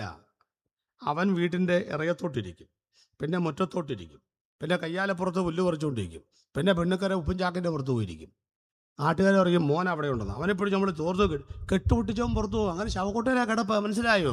ഏത് രോഗം വന്നാലും വീട്ടിലോട്ട് വരും. ഈ രോഗം വന്നാൽ വീട്ടിൽ നിന്ന് പുറത്തോട്ട് കൊണ്ടുപോകും. ആരാ കൊണ്ടുപോകുന്നേ? 6000 ഭൂതങ്ങൾ താമസിക്കുന്ന കോളനിയാണത്. എന്നിട്ട് 6000 ഭൂതങ്ങൾ പറയുകയാണ്, ഇവൻ്റെ കെട്ടാരും പൊട്ടിക്കത്തില്ല കേട്ടോ. നമുക്കിപ്പോൾ ഒരു വീടില്ല, ഫ്ലാറ്റിൻ്റെ സമുച്ചയമല്ലേ, ഇപ്പം ഫ്ലാറ്റല്ലേ, 6000 പേര് താമസിക്കുന്ന വലിയ ഫ്ലാറ്റിൻ്റെ സമുച്ചയമാണ് ഇവൻ്റെ ഹൃദയം. യേശു പറയാണ്, എടാ മോനെ, നിന്നെ വീട്ടിലോട്ട് വിടത്തില്ലെന്ന് 12 വർഷമായി ഒരുവന് വാദിക്കുകയാണ്. നിന്നെ വീട്ടിലോട്ട് വിടത്തില്ല. തൻ്റെ ബദ്ധന്മാരെ വീട്ടിലോട്ട് അഴിച്ചു വിടാതിരിക്കുകയും ചെയ്തവൻ ലൂസിഫറാണ്. യേശു പറയുകയാണ്, ഞാൻ നിന്റെ കെട്ട് പൊട്ടിച്ചല്ലോ. എപ്പോഴാ പൊട്ടിച്ചേ? വായിച്ചേ 5:8, മർക്കോസ് 5:8 വായിക്ക്.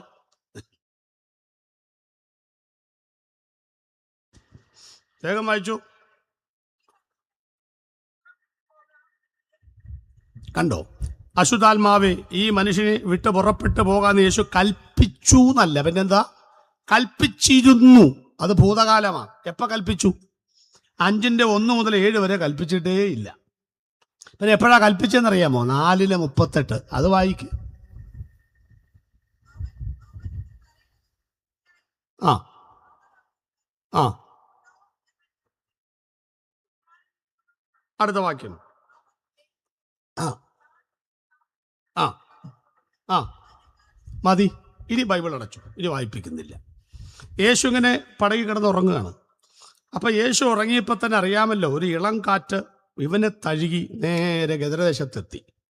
ഈ ഇളം കാറ്റെന്ന് പറഞ്ഞാൽ ഈ കിടക്കുന്ന സാധനം എന്തുവാ? പകർന്ന തൈലം പോലെയുള്ള നാമമാണ്. ഈ സുഗന്ധം നേരെ അവിടെ എത്തിയപ്പം ദുർഗന്ധം മാത്രം വമിച്ചു കിടക്കുന്ന ഭൂതങ്ങളുടെ മൂക്കിനകത്തൊരു അടിച്ചു കയറി. അവർ ചോദിച്ചു, ഈ ദുർഗന്ധം വമിച്ച നാട്ടിലോട്ട് ആര് സുഗന്ധപൂരിതമായിട്ട് ഒരുവൻ വരുന്നു? നോക്കിയപ്പോൾ യേശു വരുന്നു, 12 ശിഷ്യന്മാരും. അവർക്ക് മനസ്സിലായി, യേശു ഇവിടെ കാലുകുത്തിയാൽ ഞങ്ങൾ മൂക്കും കുത്തി കടലിൽ പോകണം. ഇവനെ എങ്ങനെ ഇവിടെ വരുത്താതിരിക്കാം? ആലോചിച്ചുകൊണ്ടിരുന്നപ്പോഴാണ് ശിഷ്യന്മാർ ഉറങ്ങുന്നു. ശിഷ്യന്മാർ വർത്താനം പറയുന്നു, യേശു ഉറങ്ങുന്നു. തക്കം നോക്കി അടി ഇളകുമാർ അലകൾ ഇളക്കിക്കൊണ്ട് ആഞ്ഞാഞ്ഞടിക്കുന്ന പ്രചണ്ഡവാതകം പോലെ പടകം മറിച്ചിടാൻ കാറ്റ് വരികയാണ്. കാറ്റ് വന്നപ്പോൾ ഇവര് മസിൽ പവറും മണി പവറും ഒക്കെ ഉപയോഗിച്ചു. രക്ഷയില്ലെന്ന് മനസ്സിലായി. അവർ വിളിച്ചു, യേശുവേ, ഞങ്ങളെ രക്ഷിക്കണം. വാസ്തവത്തിൽ യേശുവിനെ വിളിക്കാൻ പറ്റിയ സ്വരം തിരമാലകളാണ്. രണ്ടും ഒരുപോലത്തെ ശബ്ദമാണ്. യേശുവിൻ്റെ ശബ്ദവും തിരമാല ശബ്ദം. പക്ഷേ യേശു എഴുന്നേറ്റില്ല. ഇവർ ഒരു മനസ്സോടെ വിളിച്ചപ്പോൾ യേശു ചാടി എഴുന്നേറ്റു. രാത്രി ദൂതുണ്ട്, നിങ്ങൾ ഒരു മനസ്സോടെ വിളിച്ചാൽ യേശു എഴുന്നേക്കും. അതൊക്കെ പോകട്ടെ, എന്നിട്ട് കേട്ടോളണം. നിങ്ങൾ എന്നറിയാമോ?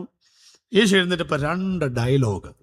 ഒന്ന് കടലിനോട് മാനുഷിക ഭാവത്തിൽ, 2 കാറ്റിനോട് ദൈവിക ഭാവത്തിൽ. 2 സ്റ്റൈലാണ്. ഒന്ന് കടലിനോട്, എന്താണ് കിടന്നിങ്ങനെ ചുമ്മാന്നോളം വിട്ടുന്നത്. ഞാൻ 10,000 പേർക്ക് ചാപ്പാടൊക്കെ കൊടുത്തിട്ട് ശുശ്രൂഷയൊക്കെ കഴിഞ്ഞ് ഇരിക്കുമ്പോൾ അക്കരെയുള്ള ഭൂതത്തിൻ്റെ കെട്ടുപൊട്ടിച്ച് വരാൻ പറഞ്ഞ് പടയിൽ കയറി ഒന്നും മയങ്ങി. ഇപ്പം അമ്മത്തൊട്ടിൽ താരാട്ടപ്പാട്ട് പാടുന്നൊരു ശാന്തമായിട്ടൊക്കെ ഇളകിയാ പോരെ. കടൽ പറഞ്ഞു, ഞങ്ങളല്ല. പിന്നെ ആരാണ്?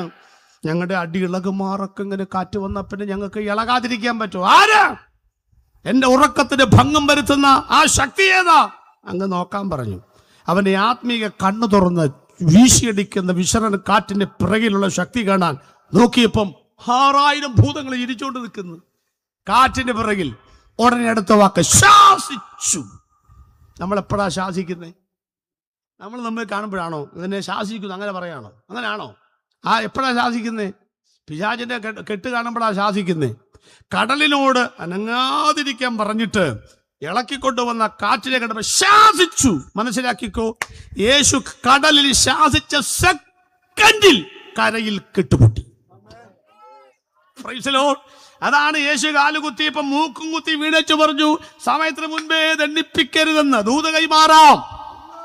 ഇന്ന് രാത്രി ഞാനല്ല പ്രാർത്ഥിച്ച് അവസാനിപ്പിക്കുന്നത്, ശ്രോതാക്കളാണ് പ്രാർത്ഥിച്ച് അവസാനിപ്പിക്കുന്നത്. കാരണം ഈ രാത്രിയിൽ ഈ പന്തലിനകത്തിരുന്നു കൊണ്ട് കമാൻഡിങ് പവറിൽ ഒന്ന് പ്രാർത്ഥിച്ചാൽ 10 കിലോമീറ്റർ സറൗണ്ടിൽ ഇതുവരെ വിട്ടുതരാത്ത ചില മേഖലകളിൽ കെട്ടടിയുമെന്ന് വിശ്വസിക്കുന്നവരുണ്ടെങ്കിൽ അവരെ ഓർത്ത് ഞാൻ ദൈവത്തിന് സ്തോത്രം ചെയ്യുകയാണെന്ന്. നിങ്ങൾ വിശ്വസിക്കുന്നുണ്ടോ? ഒന്ന് എഴുന്നേറ്റ് നിൽക്കുക. യോഗം പ്രസംഗം തീർന്നിട്ടില്ല. 5 മിനിറ്റ് നിന്നുകൊണ്ട് എഴുന്നേക്കാം. ചാടി എഴുന്നേക്കുന്നേ. പാട്ടുകാരൊക്കെ മുന്നോട്ട് വന്നൊക്കെ റെഡിയാക്കിക്കോ. പാട്ടൊക്കെ പറഞ്ഞിട്ടുണ്ട്, അച്ഛൻ ദിവസം പാടിക്കോളും. ശ്രദ്ധിച്ചോളാം, ഈ സമയങ്ങൾ പിറകോട്ട് നോക്കാനുള്ള സമയമല്ല കേട്ടോ. ബൈക്കിന്റെ താക്കോൽ തപ്പാനുള്ള സമയമല്ല. വീട്ടിൽ പോയി നേരത്തെ കാപ്പി തിളപ്പിക്കാനുള്ള സമയമല്ല. ഇങ്ങോട്ട് നോക്ക്, ഇതൊരു ക്ലൈമാക്സാ അല്ല അച്ഛാ? ഒരെണ്ണം അനങ്ങരുത്. മറിച്ച് ഇന്ന് രാത്രിയിൽ യേശു കടലിൽ ശാസിച്ചപ്പോ കരയിലെ കെട്ടുപൊട്ടി. ആ യേശു ഇവനോട് പറയുകയാണ്, എടാ കൊച്ചനെ, നീ എൻ്റെ കൂടെ വരണ്ട. 12 വർഷമായി തന്നെ വീട്ടിനകത്തോട്ട് കയറ്റത്തിൽ നിന്ന് വാദിച്ചു നിന്നവന്റെ കെട്ട് ഞാനിവിടെ വരും മുൻപേ പൊട്ടിച്ചു മാറ്റി. നീ കേറ്, വീട്ടിൽ കേറ്. തടയുന്നവൻ ആരാണെന്ന് ഞാനൊന്ന് കാണട്ടെ എന്നല്ലേ അതിന്റെ അർത്ഥം. എന്റെ കുഞ്ഞിന് സുഖമില്ല. യേശു പറഞ്ഞു, പൊക്കോ, നിന്റെ മകൻ സുഖമാകും. അവൻ പോയപ്പോൾ ദാസൻ വന്നു പറഞ്ഞു, നിന്റെ മകൻ ജീവിച്ചിരിക്കുന്നു. യേശു ചോദിച്ചു, എപ്പോൾ? ഇന്നലെ 7 മണിക്ക്. ഇന്നലെ 7 മണിക്കാണ് യേശു പറഞ്ഞത് നിന്റെ മകൻ ജീവിച്ചിരിക്കുന്നെന്ന്. ഇന്ന് രാത്രി പന്തലിനകത്തിരുന്നു കൊണ്ട് തേജസ്സിന്റെ സുവിശേഷം ശോഭിക്കാതിരിക്കേണ്ടതിന് ഈ ലോകത്തിന്റെ ദൈവം കുരുടാക്കിയ കുരുട്ട് കണ്ണുകൾ ഇതിനകത്ത് കരമടിക്കുമ്പോൾ ചലിപ്പിക്കുന്ന മേഖല ചലിക്കുമെന്ന് വിശ്വസിക്കുന്നെങ്കിൽ ഒരല്പസമയം ദൈവത്തെ ആരാധിക്കട്ടെ ദൈവജനം.